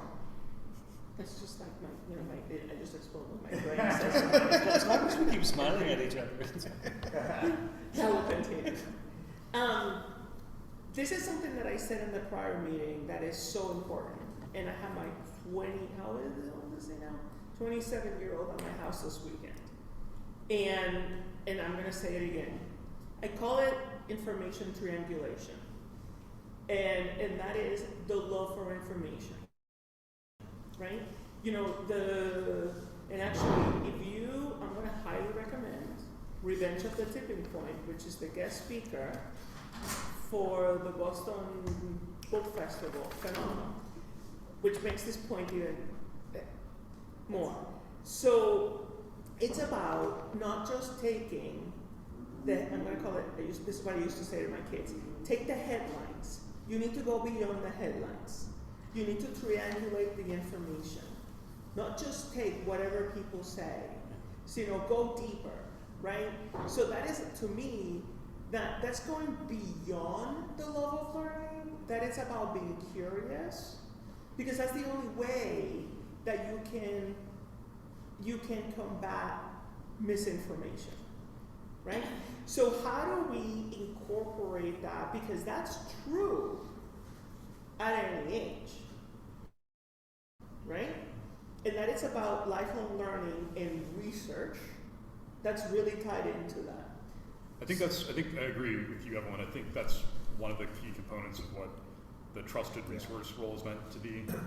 That's meant to entail delivering reliable information, resources accessible to all. It's meant to be delivering unbiased information and providing freedom of access, all those really important things. Yes, but what I'm saying is it's a mindset, right? You can have all those resources, but if you let Netflix give you everything you like with their algorithms, you're not going to be able to expand your knowledge to other areas, right? So yes, we are a provider of a trusted resource of information, News stations. but it's also, well, that's it, but also it's about establishing a mindset of being curious, of going beyond. So you can say, the serendipitous discovery of you don't know what you were looking for and then you find something. Yeah, I hear what you're saying. I mean, I think that is, those are good concepts that maybe can be woven into the lifelong learning partner concept, but I think part of it is learning to think critically and not be passive and engage in a curious way with the world and not just have things fed to you. So I agree with all that, but I think a lot of it is reflected in various places here, and maybe we just try to weave some of that into can I just this column as well. to sort of try to take what we're saying, as I'm looking at this, I mean, I think if we focus on outcomes, why do we care about this? You know, obviously we all care about it because it's our kids, but I would suspect there's got to be some correlation between kids that spend a lot of time in libraries as they're growing up and going to college, professional success, and things like that. So that's number one. Number two, as I'm reading this and listening to Evelyn and others, I don't think we're saying enough in here about libraries are an investment in our children. It's an investment in the future. And to me, like, that's the inspirational stuff in part. It's not, do I love that David McCullough sat in special collections and wrote John Adams? Of course. But the stuff that kind of gets your heart is the impact that especially in certain communities where the library is where the kids go after school, it's productive, I feel like we're not conveying that enough in this document about the incredible role libraries play in the lives of kids. Anyway, that's Is there a goal or two you would wrap around that concept, which we all I definitely agree with. To me, one of the goal, a little bit, which we do, is sort of making sure that we take the library to where kids are. And one of the ways we do that is obviously being physically located, but also making sure we develop programs that makes the branch an appealing place for kids to come. So that's one way to think about it. But we don't really talk about the learning journey and the journey of learning to love a library. That I just, the thrill of getting, my kids went to school right around here, and the first field trip in first grade was to come to the Boston Public Library, Central Library, and get your library card. And, them coming home, it was long before they got their fake licenses, so they could go drinking. Public meeting. Anyway, I think we should think about how we think more about kids and stuff. Yeah, that's where I was coming from on the branches, the first children's section. The reason I brought up the John Adams, not because it's high brow or above everybody, it's that it also the world, it's a global phenomenon. And this is the challenge that you face with this library. And this is exactly what we're talking about. How you get down there while at the same time presenting to a point where you've got people all over the world accessing the unique resources here. But at the same time, you're basically here for a child or someone to learn and to feel safe and comfortable and take advantage of a library, which I think the reason why we're all engaged here because we're all in those shoes. So I think that's the challenge that we're facing here. It's kind of both, and I don't know if we cover either one. I guess if we wanted to address that point specifically, though, Cheryl, I think there is infrastructure here that can be workable, and maybe it's part of welcoming destinations, making the branch libraries magnet spaces for families and children. Right. And I hear others that there's some overlap between lifelong research learning and research partner and welcoming destinations, but I think there's somewhat different concepts. I think the lifelong learning and research partner is maybe more around equipping people with knowledge and tools to pursue knowledge, and welcoming destination is more about the space itself and convening and bringing people together, that sort of thing. Najib wanted to say something. So it's not an issue, I don't think, that the Boston Public Library faces, but there is, in my community in Belmont, we just committed to spending a lot of money to build a new library, and the feedback from neighbors was, why do you need a library? Like, who goes to libraries? And it's not an illegitimate question, right? And so thinking about the library as, if you put dates back on and this is 2024 through 2044, what are libraries, what's the role of the library, right? And maybe in any one of these verticals, and I feel like we answered that for the three on the right, the welcoming destination, trusted resource, and community engager, but we're struggling over the first one. And I'm wondering if the strategic goal is to be the lifelong learning and research partner, period. And the way we do it is through having welcoming destinations being a trusted resource, which honestly I feel like we need to build out some more, and then a community engager. Rather than trying to, it gets a little too much to your point that when I read BPL, a destination for families, that's well, isn't that the Children's Museum? What's different about a library? If I have to convince my cranky neighbor in Belmont to approve the override for the library, what do I tell them? There is a sense in which the second, third, and fourth are what we're doing now, where we know the trajectory is, because it's about a third space.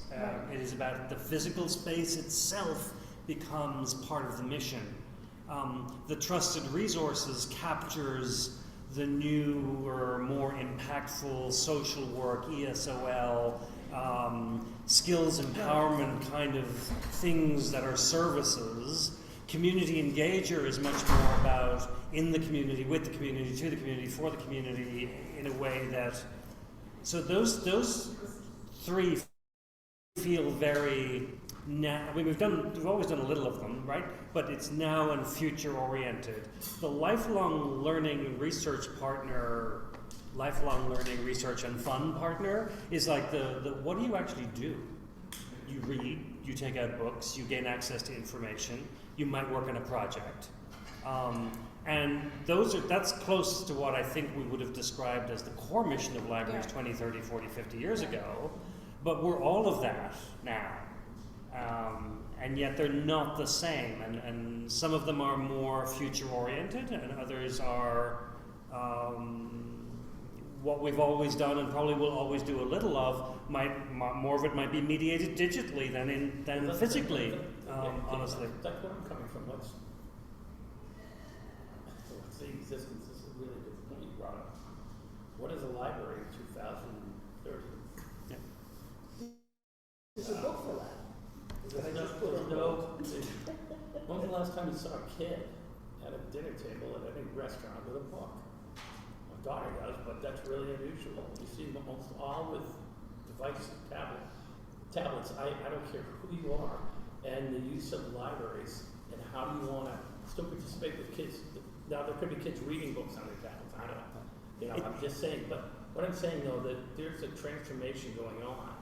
And whether you're flying drones now with kids that grew up on video games that are, and they're now moving into medical and surgery, like where's the library go? And do we stay in the traditional mindset of you check a book out, you go home, you read, or do you move forward? And should that be kind of a discussion point?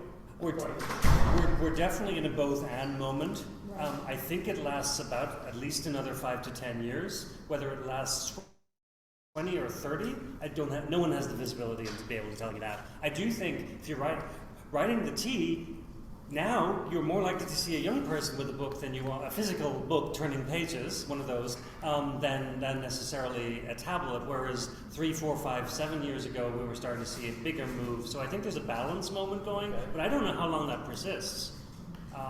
Certainly in Europe, you do not see that. You see a much more faster adoption of the digital platform. And hopefully, yes, they are reading books as opposed to playing a game only. But my point is we should not lose sight of the digital transformation point somewhere in here. That's kind of what, and that goes along that next wave, and how do you continue the tradition and the legacy in the library, right? At the same time be on the forefront. Right. So it's much more about what happens here than the thing that you actually use to do the task. Right. Unless you're doing historical research. Yep. But actually, you just brought up a point, which is we lend technology. We do. Where is it? Including paper technology. That's what I'm saying. Where is it? Right. Where does it fall on that? Right now, it's within the initiative somewhere. It's within the community engager, understanding that digital is more likely to happen outside of the walls. We currently have goals speaking to the digital experience online. Again, these can be reworded, but initially the digital pieces are currently living in engager. You could make the case it's lifelong learning, but they've gone back and forth. Yeah, so I agree with that. I think we're jumping around quite a bit here. I think Christian, yeah.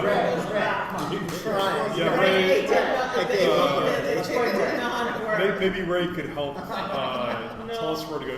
No, I'm being facetious. So on community engager, I think so I completely agree with Evelyn that technology and related topics are critical. One of the key ideas of community engager was the idea of pushing out the offerings of the library beyond the library's physical space. And so when I think about that, I think about ways we could create free-to-all installations in different places in the city, like we're already doing on the T to some extent, and the subway where you could access the resources of the library. I think about how we could overhaul the digital experience that people have so that they can put in some information about who they are and what they're interested in, and get much more distilled suggestions on programming.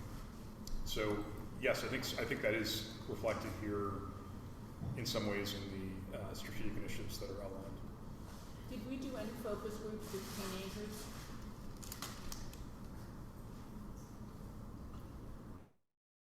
I feel like in a way, that's a little piece that's missing here. I mean, if I had teenagers anymore, I would be happy to do it, but I think that it would be really great to hear from teenagers what drives them to the library. And that's the hardest group to engage, It's just so right. you know. And I think we can all surmise, but it'd be really great to be able to do that. If you sit in that teen room, which I've done a few times with. You're allowed? Go up there on Nah. tour, Oh, I and you do. get talking to them. They're there because it's a safe place and Yeah. they get to get their studies done and get work done. So it's kind of, along those lines, if you get them to do that and participate, how do you get it more viable, that would be kind of neat to hear. I mean, we clearly included both branch staff and central staff who work with all of our populations, and several of them did interviews with community members to field test. So, yeah, but dedicated focus groups, not It'd be during really this fun to exercise. Get 10 teenagers in a room and. Yeah, I mean, we could at some point take this to the Mayor's Youth Council after it's done and get it field tested, but just as one way to validate some of the final version. Erin, what is the most useful thing for this group to continue to focus on in the remaining time, given that we have potential for another executive committee meeting at a later date before it goes for full approval? Or indeed to the trustees, what would you like to give more feedback on? I mean, I think one sort of just process piece is there's 12 goals across 4 categories, right? Do these goals make sense? I'm hearing a ton of ideas, which I think is terrific, right? But I'm not necessarily hearing, and I will take my own sort of responsibility for it, actual goals as substitutes or specific goals that we should sunset, right? So a very basic question is, do we as an executive committee believe that these are the 12 right goals?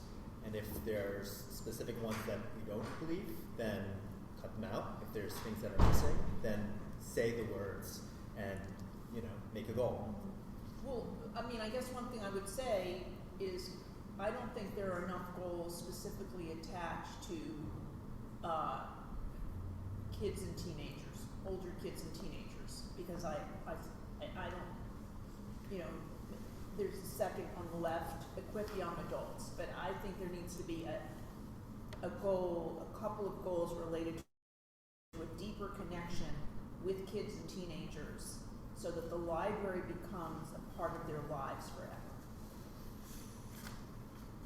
So that's one. I'm trying to wrap around wording for a goal, right? I agree, and I have teenagers, right? I can ask 2 of them why they come. Focus group.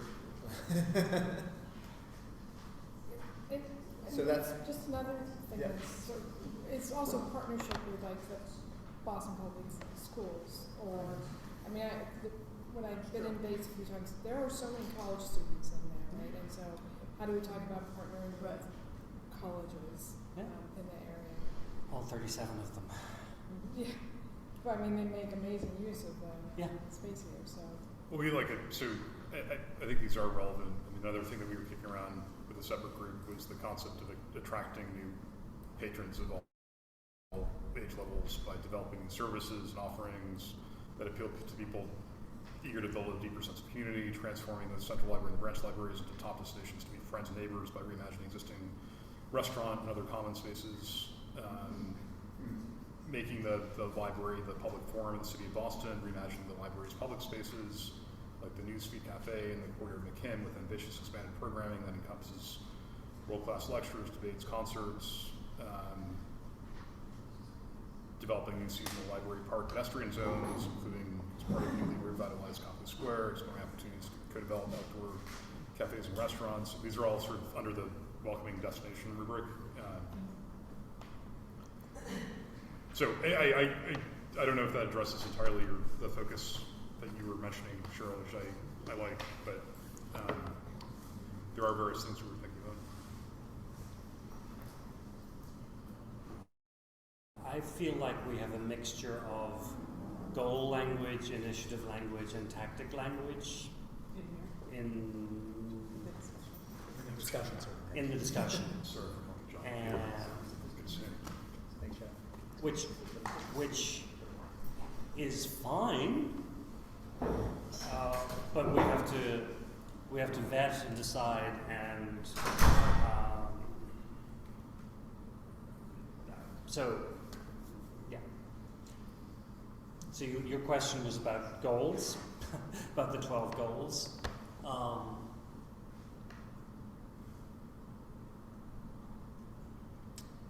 So we heard something about teams, right? Are there things here that, again, that folks don't like / would change / would add? So imagine as a thought experiment, we just said, well, if we don't, as a default, if we don't decide anything, these become the goals for our library. Right? Are people, not saying sure, but are people happy, not happy? And if not happy, then what would we do differently? The only thing I talked about, the community engager, one of the challenges is when we have new people that aren't used to being here and you have an opportunity to learn and have a library. I wish it was more about a cultural nuance of local libraries. You know, the Chinatown branch is a great example of that. But that should be happening in other parts of the city now. The city's transitioning so quickly. And I just think there should be more under the community engagement among more cultural awareness or understanding of the challenges. Like Frida All, for some people coming into this country, that's something that needs to be explained. What does that mean? I come to the library, we need to do an outreach. So I think the community aspect of this is something I'd love to see a little bit more developed out of the community engager. That's all. That one, interestingly enough, is in an initiative under community engagement. Yeah, but as a goal, I think that's one of the most important things this library will be Okay. on the innovative front. Because I know we talk about it, we've talked about it before, but I don't know, maybe I'm wrong on that. But So are you kind of saying, which I actually think is great, that each branch, because we actually don't say enough sort of in some ways about the branch, each branch should sort of have their own personality.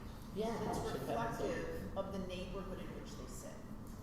I think, and they do, or they sometimes do. So, no, I'm not saying they don't, I'm just saying, Yeah. but that's, we don't really say that in this as a really important Right. goal. Do you want to add into that? I think they do, and we try really hard to balance that with what library does at the same time. No, I hear all that, but we're not really saying, You're saying. this Yeah. is, we I'm wanna just- grow that concept. Right, that's all. That's all. And do you think it's necessary? I mean, to have that? I think they do. If you walk in there, you just want to get a different feel, and a great time, that's great. But I'm not sure if we're down to goal. Well, why would it, then it should be a goal, it's a goal now. Yeah. Let's upgrade the goal, it's a goal now, I see that's why we're doing it. So why isn't it a goal in the plan? So just to Yeah. kind of bring those two together, so, and understand the prior comments around some of these goals feel a little too passive Yeah. versus active. I think a lot of what you're speaking to is within this very passive set of the communities and all that we do through the research track. There's a lot we've heard throughout the plan of we need our branches to better reflect our communities, but we're not necessarily certain or have evidence-based sort of background to do that or ways of tweaking that in. But I agree, I think the initiatives are speaking towards that, but the goal itself isn't necessarily hitting that, like, having branches that truly reflect our community is the goal And that you think you're we're aiming already- at, that is served by these tasks. So you guys think we're already doing that, though? And in the organizational shifts, we also talk about making sure that our hiring at branches is reflecting the communities that they serve. So great, Because so it's about the people, right? The people activate the space. Yeah, so I think it's there in the tactical, but it's not necessarily Yeah. meeting at the goal. And I think If I'm that's, hearing I agree with you, and I think that's also reflective of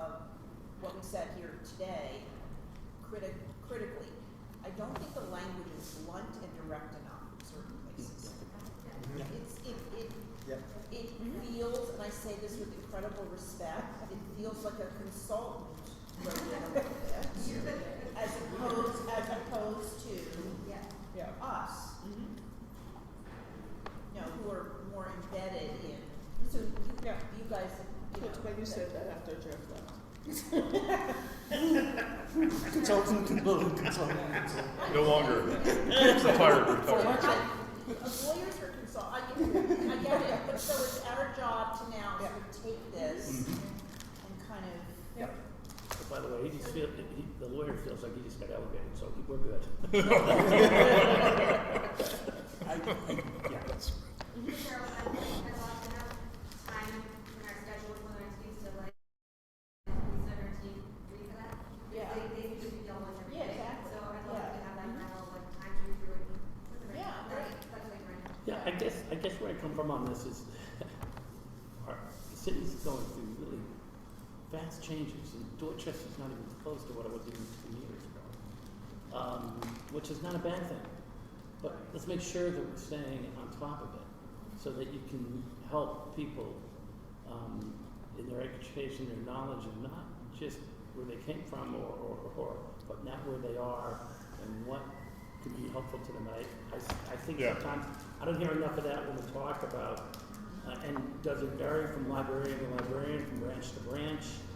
And how do you get a consistent program of a list of things that you need to do to make sure that you're staying? I agree with that, John. I think that's a good point. I mean, I think it relates maybe, to use our framework, to the trusted resource category.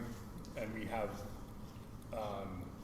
this part of it, a column that deals with support services. And I think a group of us had also been talking about identifying and developing new ways of serving as a trusted resource for the diverse community served by the Human Services Cabinet, including returning citizens, aging residents, youth, and veterans. And moreover, to John's point, just making sure that newcomers to the city, new communities are aware of what the library has for them and what it could be in Like their an lives. outreach on I mean, right now, more of that lives in the community engager category than in trusted resource. I mean, we can look at, we're continuing to iterate where's the best place for things to live. But I do think the top two within community engager that you just had, yes. There's five total, there is a second one. Right.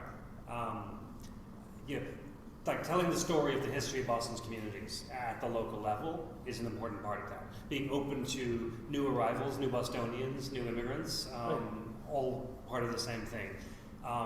The Chinatown story is probably one of the most interesting, most difficult, and now hopefully most responsive stories based upon the library's partnership with the community, but equally Fields Corner and Celebrating Vietnamese Community in terms of the character of the new branch we're building. So when we have the opportunity to do these things through a branch renovation, we're really good at it.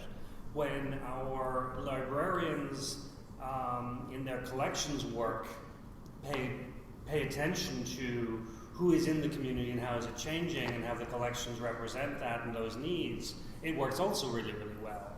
I think outside of some of those, even the commitment to multilingual access in here is responsive to that as well. So Yeah, but hold on a second, because now I'm going to challenge you for a minute. yeah, So that's kind of what we do, right? yeah.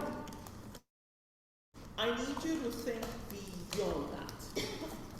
So staying on that, how can you be a pioneer? Staying on that same wavelength, how can you be a pioneer when you speak about that? Let me give you an example. So Fields Corner, and you mentioned ESOL a couple of times. How about conversational Vietnamese? How about conversational Spanish?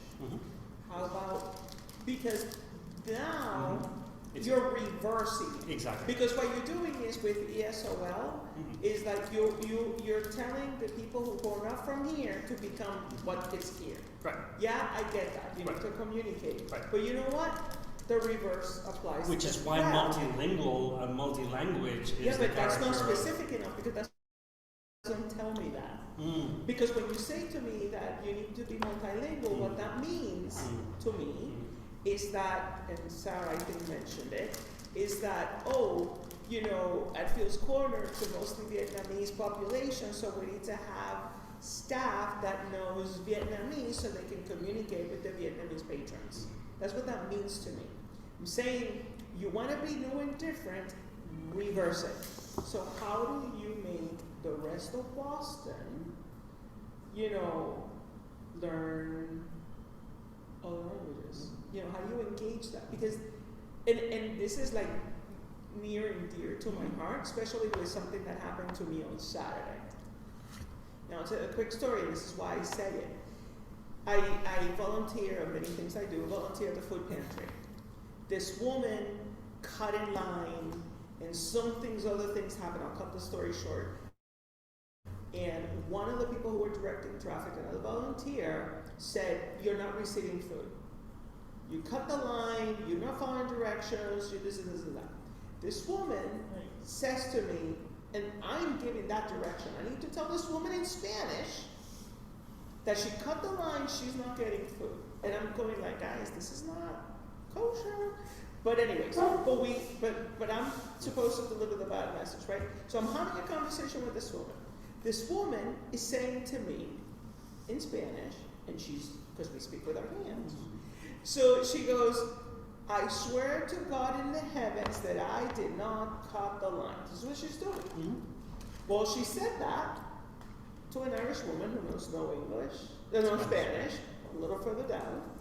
And the interpretation was that this woman was cursing her. So then they come to me, "Oh, she's been disrespectful, she's cursing her." And I'm like, no. The woman is saying, "I'm Christian, and I swear to the God in heaven that I did not cut the line." And I said, she's not swearing. So there's a total misunderstanding of cultures. So it's important, and this is why I say that if you open all you English speakers to other languages, you will also learn the culture.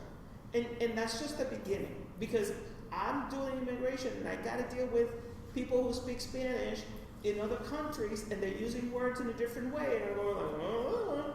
So it's an evolving, always learning type of thing about culture. But so, are we saying, What if I'm- we agree that the library in the communities needs to be a destination, especially, I think it was John who said, to new families that come here and that move into the community. Yes. So the first issue is that we want the library to offer ESL courses. And they do Do we that do today. that at every branch library in our system? I don't have the numbers, but across But the that's a system. program Yes. that happens across. Okay, so it happens Yeah. everywhere. So, Evelyn, are you? What I'm saying is, You're arguing for actually. What I'm saying is, when you're talking about language and inclusiveness, don't do, what I'm saying is, start thinking differently. Right. Don't do what you always As do an aspirational. as an aspiration. That's what I'm saying. Yeah, the So right- when he says, I should learn Spanish as much as we have to teach. multilingual, right, Yes.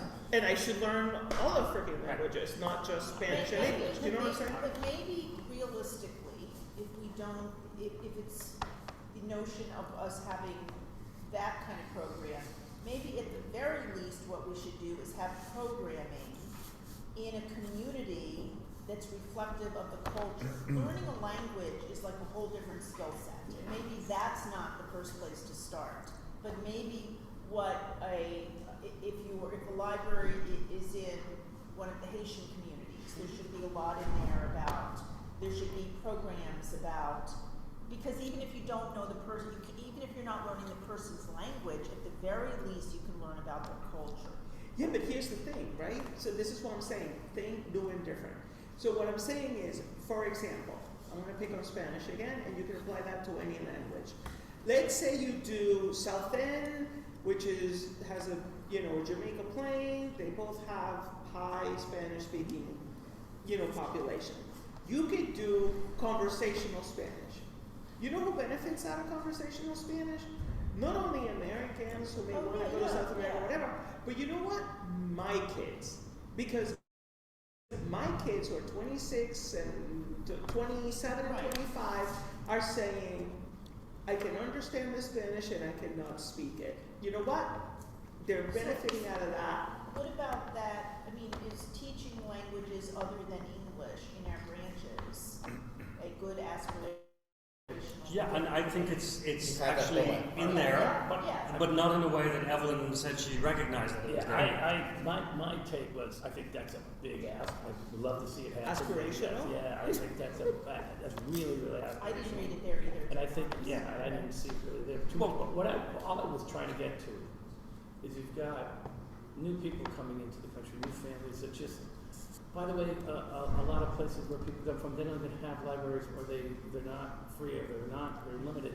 All I'm saying is hopefully have a cultural awareness of how a neighborhood is shifting, and constantly have our librarians and the staff constantly trying to be more aware and coordinated on what they're offering. I was on the board of Boston Medical Center for years, and we had people would come over, and one of the biggest prescriptions was baby formula, and we were getting babies that were malnourished because people would come in from around the country, they didn't understand you can't water it down, so they were trying to make it go longer, and so there was a cultural disconnect. And you can pick that one, you can pick a couple of other places where that happens, or voting coalition. All I'm saying is, language is tough.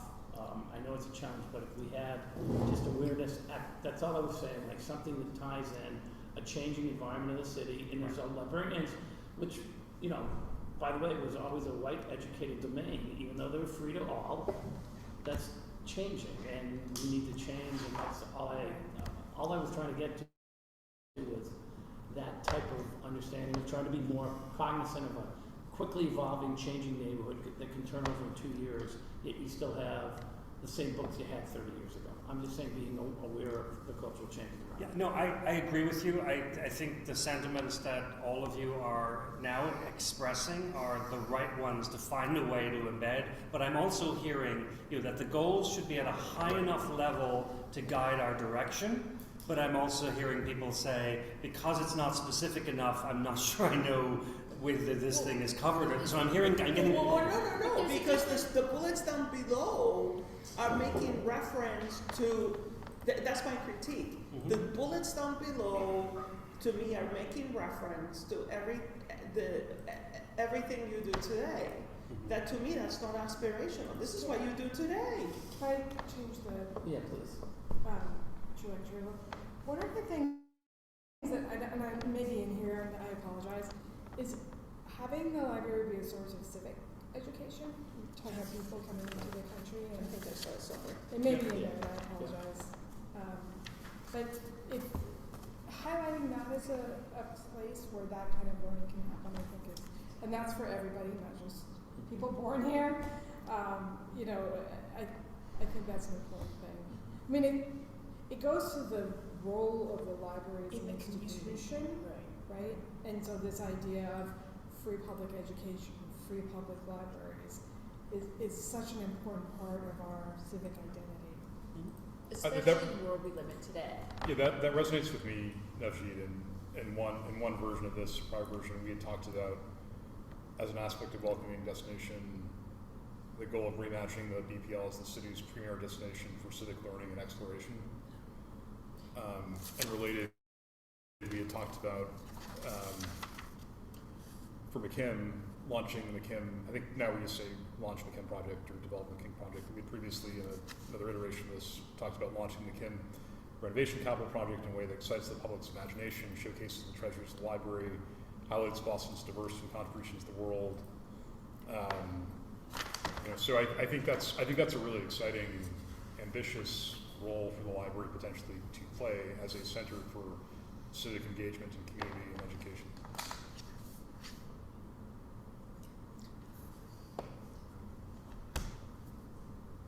518, what do you wanna get out? Yeah.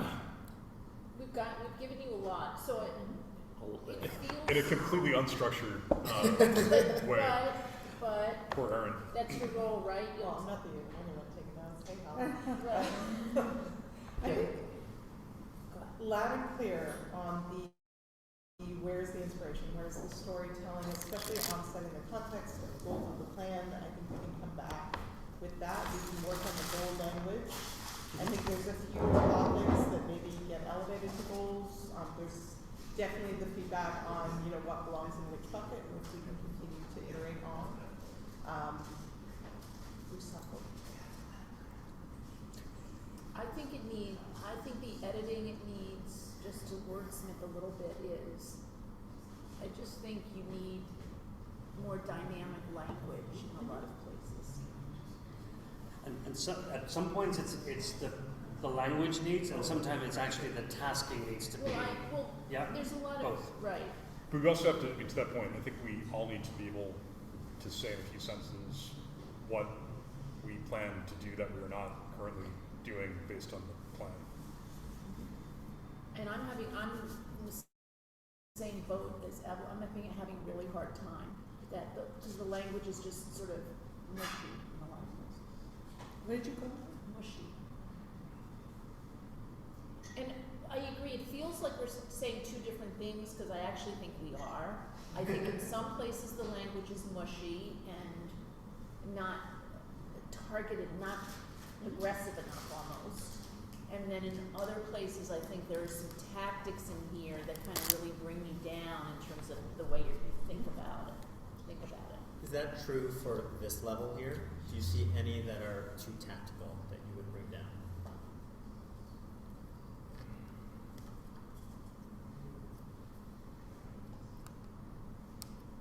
Because these are meant to be broad enough Yeah. to incorporate the tactics. Well, what's weird You is mean actually the four on top, you mean? Or you No. mean No, the the ones the underneath. bottoms? The funny thing about the one over the expand multi-language offering supporting our diverse immigrant communities, that almost is of everything on there, that's the one to me that sounds the most tactical. I agree with it, but it almost feels a little bit out of place from everything else. It's like literally like, here are programs you need to offer. So if I may, what I hear the guidance being is go look at each goal as stated, go look at each initiative that we also have, examine the language, and then iterate to the next version. And the iteration needs to be, is it at the right level? Are these the right verbs? Yeah. And where appropriate, is it ambitious enough? I think that's a good summary. Can I add innovative? Ambitious, innovative, sure. Yeah. Ambitious is Pioneering. one thing, but yeah, Pioneering. I'm a pioneer. Ambitious, What is new and different? innovative, and attainable. Yeah, attainable. Yeah, but don't hold on a second. No? No, because then you're gonna have a group of people who are gonna be hung up on, well, we don't have enough money, we don't have enough staff, and now we're gonna come up. We already know that. We already know, but don't get hung up on that, it's what I'm Okay, trying all to right. say.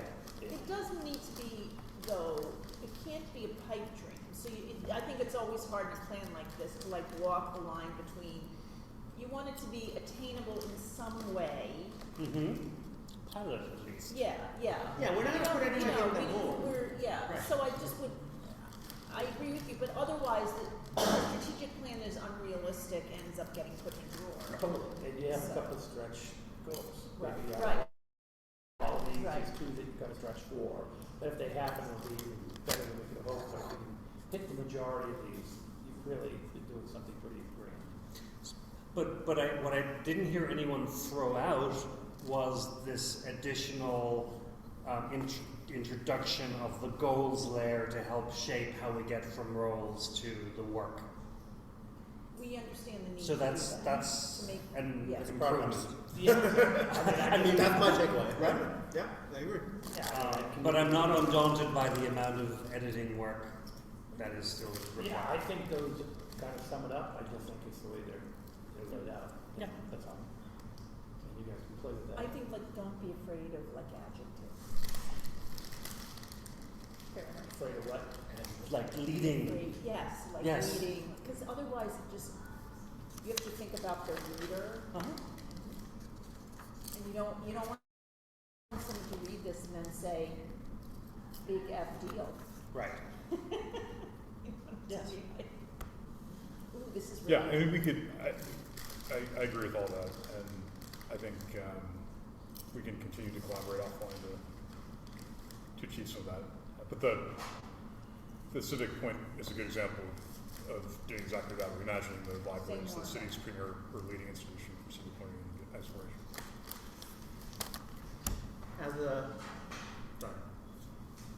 At the risk of getting tied up to one or two of these, we all can we use just as a thought experiment for a few minutes the idea around digitization, because we all have a general concept of technology and we need to be 21st century and digitize more.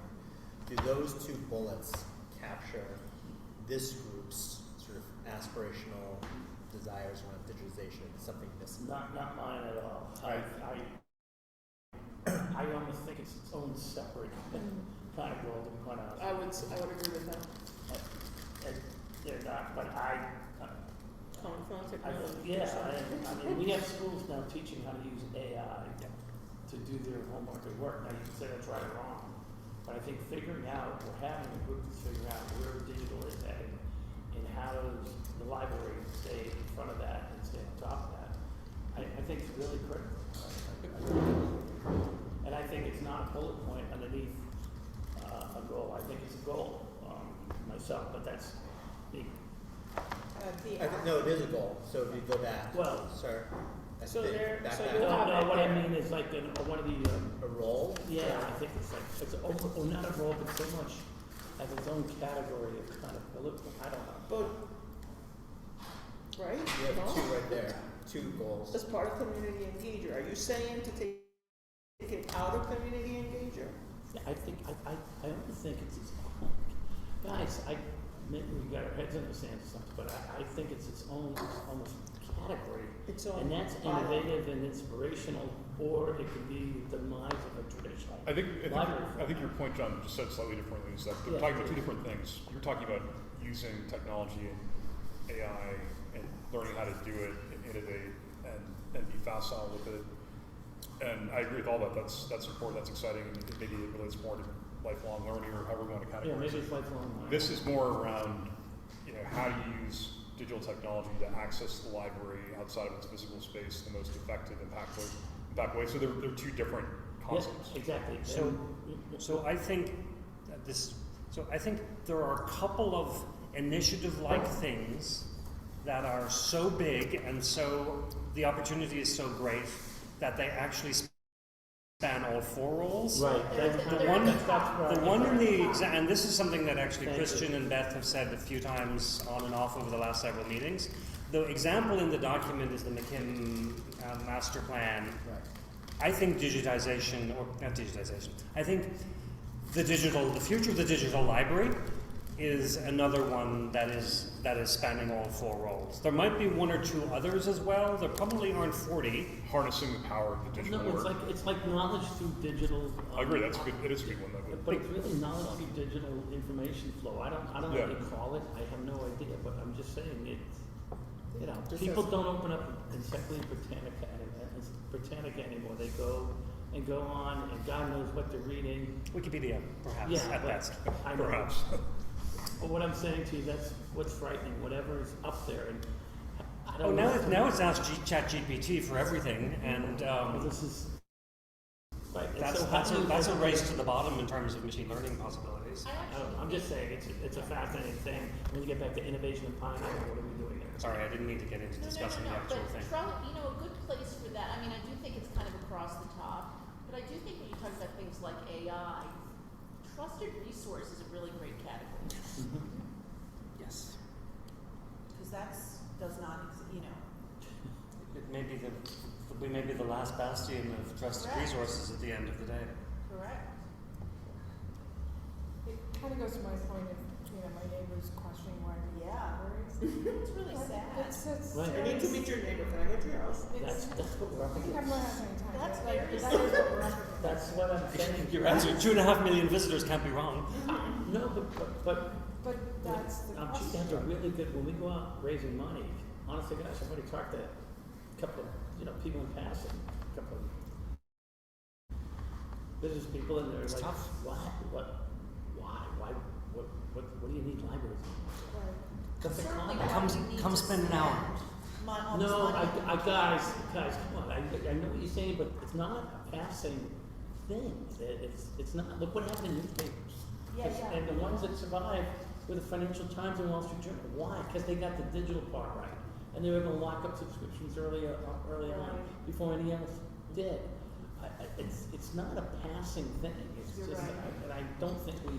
There's a piece of this is an existential threat as well. That's what I'm saying to you, no, that's not part of the overall strategic analysis, it's only, well, we use digital information to help people. I don't know, I just think it's a bigger threat to the library than Is people. the hope here that we're gonna get, as you said, to an next draft, good, give you some, be good or whatever feedback, Yes, and we get to a next draft. Yes. And we'll look at that again. yes.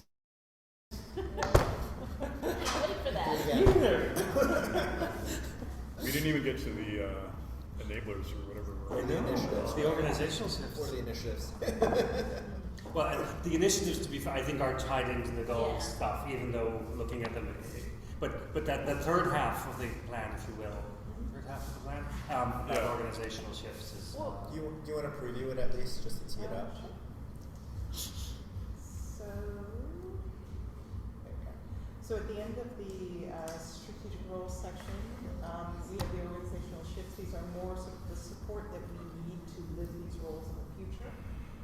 Similar to the prior chapter, it tees off a number of key organizational shifts with EDI at the center, workplace culture, staff development, resource development, and collaboration and communication that are then followed with the initiatives that will support each of these organizational shifts. So again, what are the pieces the library needs to support around EDI, whether that's training, language access, the workplace culture enablers, all of these have come out of the workshops and discussions and interviews that we've had with the leadership.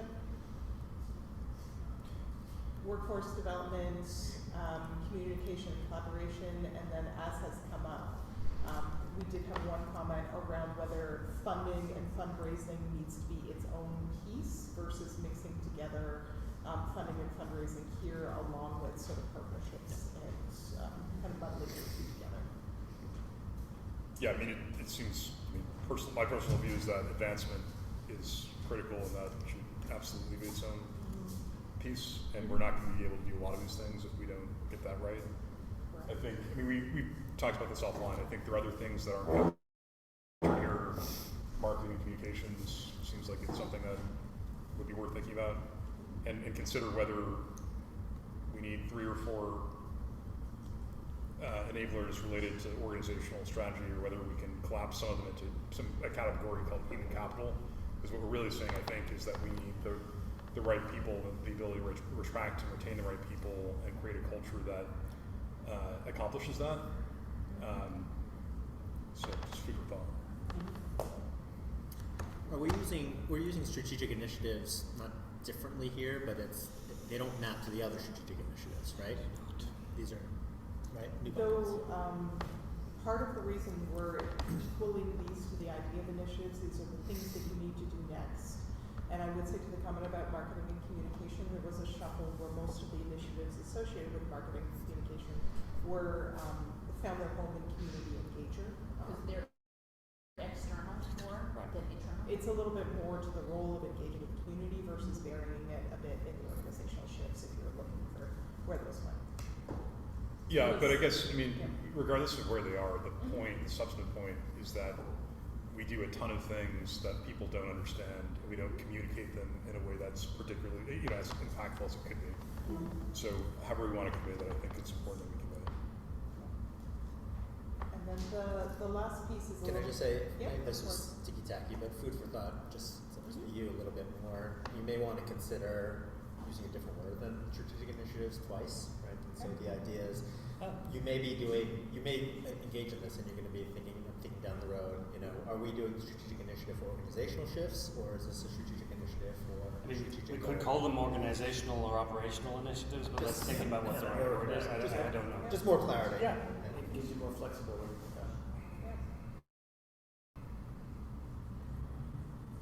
And then the last section is trying to be able to see everything at a glance, thinking forward, whereas the introduction chapter is a bit more where we have come today and what is the current situation of the plan. The last few pages speak a bit to what is this as a whole and where are we headed. Can you go back? Sorry, again. John, this is where I not struggled, but on the digital piece, right? I get the sort of bringing it up, right? But I wasn't quite sure as to whether it's another wedge because it cuts across all four. I'm with wedges. you, and I think I agree with Cheryl along the trusted resource. But I almost believe the trusted resource should be right at the center, to be quite honest with you, next to the BPL, because that's what the BPL is. And this outreach of kind of what you just talking about was getting information out, Talking about community programming and engagement. That's good. Yeah. I did not have that in our library growing up. But really quickly, so I'm with you 100%. Trusted resource. Like if it's under one of these, then I think that's the one I like. But almost the library is the trusted resource. You know, free to all, but a trusted resource because I think that battle allows you to battle the digital, the Wikipedia, all the misinformation that's out there now. I don't know if there's any way to do outreach of the services you have is awesome. Cool. So we go join them. No, that's fine, don't. No, that's fine. That's fine. This is the work people. That's great. Don't put it down for us. No, we have to, because I can't hear a word anyone's saying. Oh, If I can't hear it, show the online. we only have, well, at this rate, we only have 3 more hours. It's a dance class?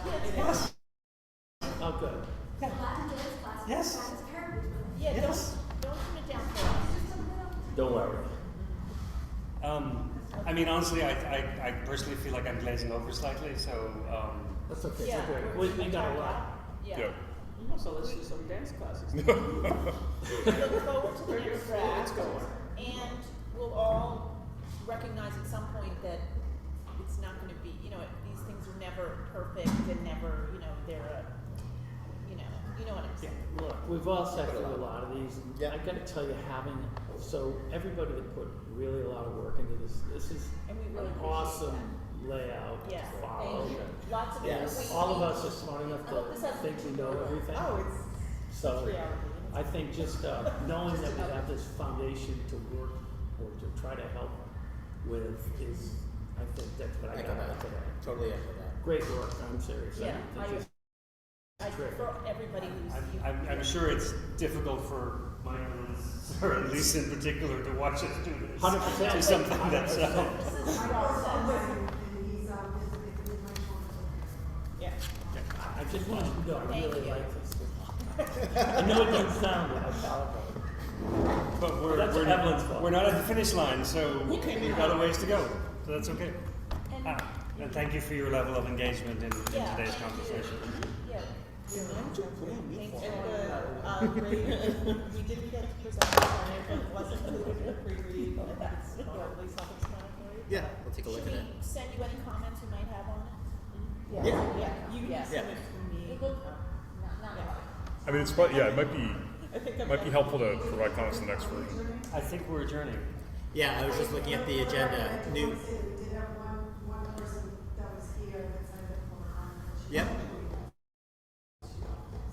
She laughed already. She could take it.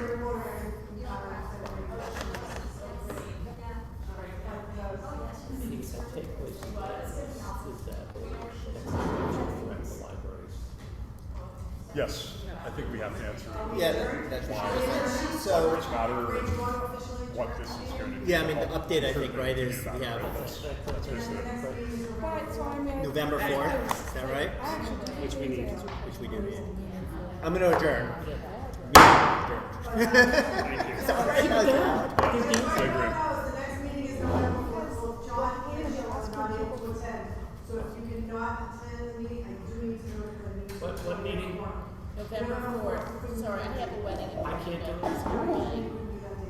And is it easier if you send the PPT around? So, It's easier. I just know. You can always tell me. Change I my just need, lane, so.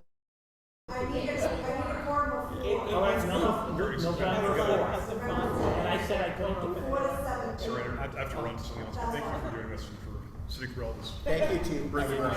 Oh, I know. Thank you, Christian, for leading It's this. Guy, Thank you. it's Guy Fawkes Day.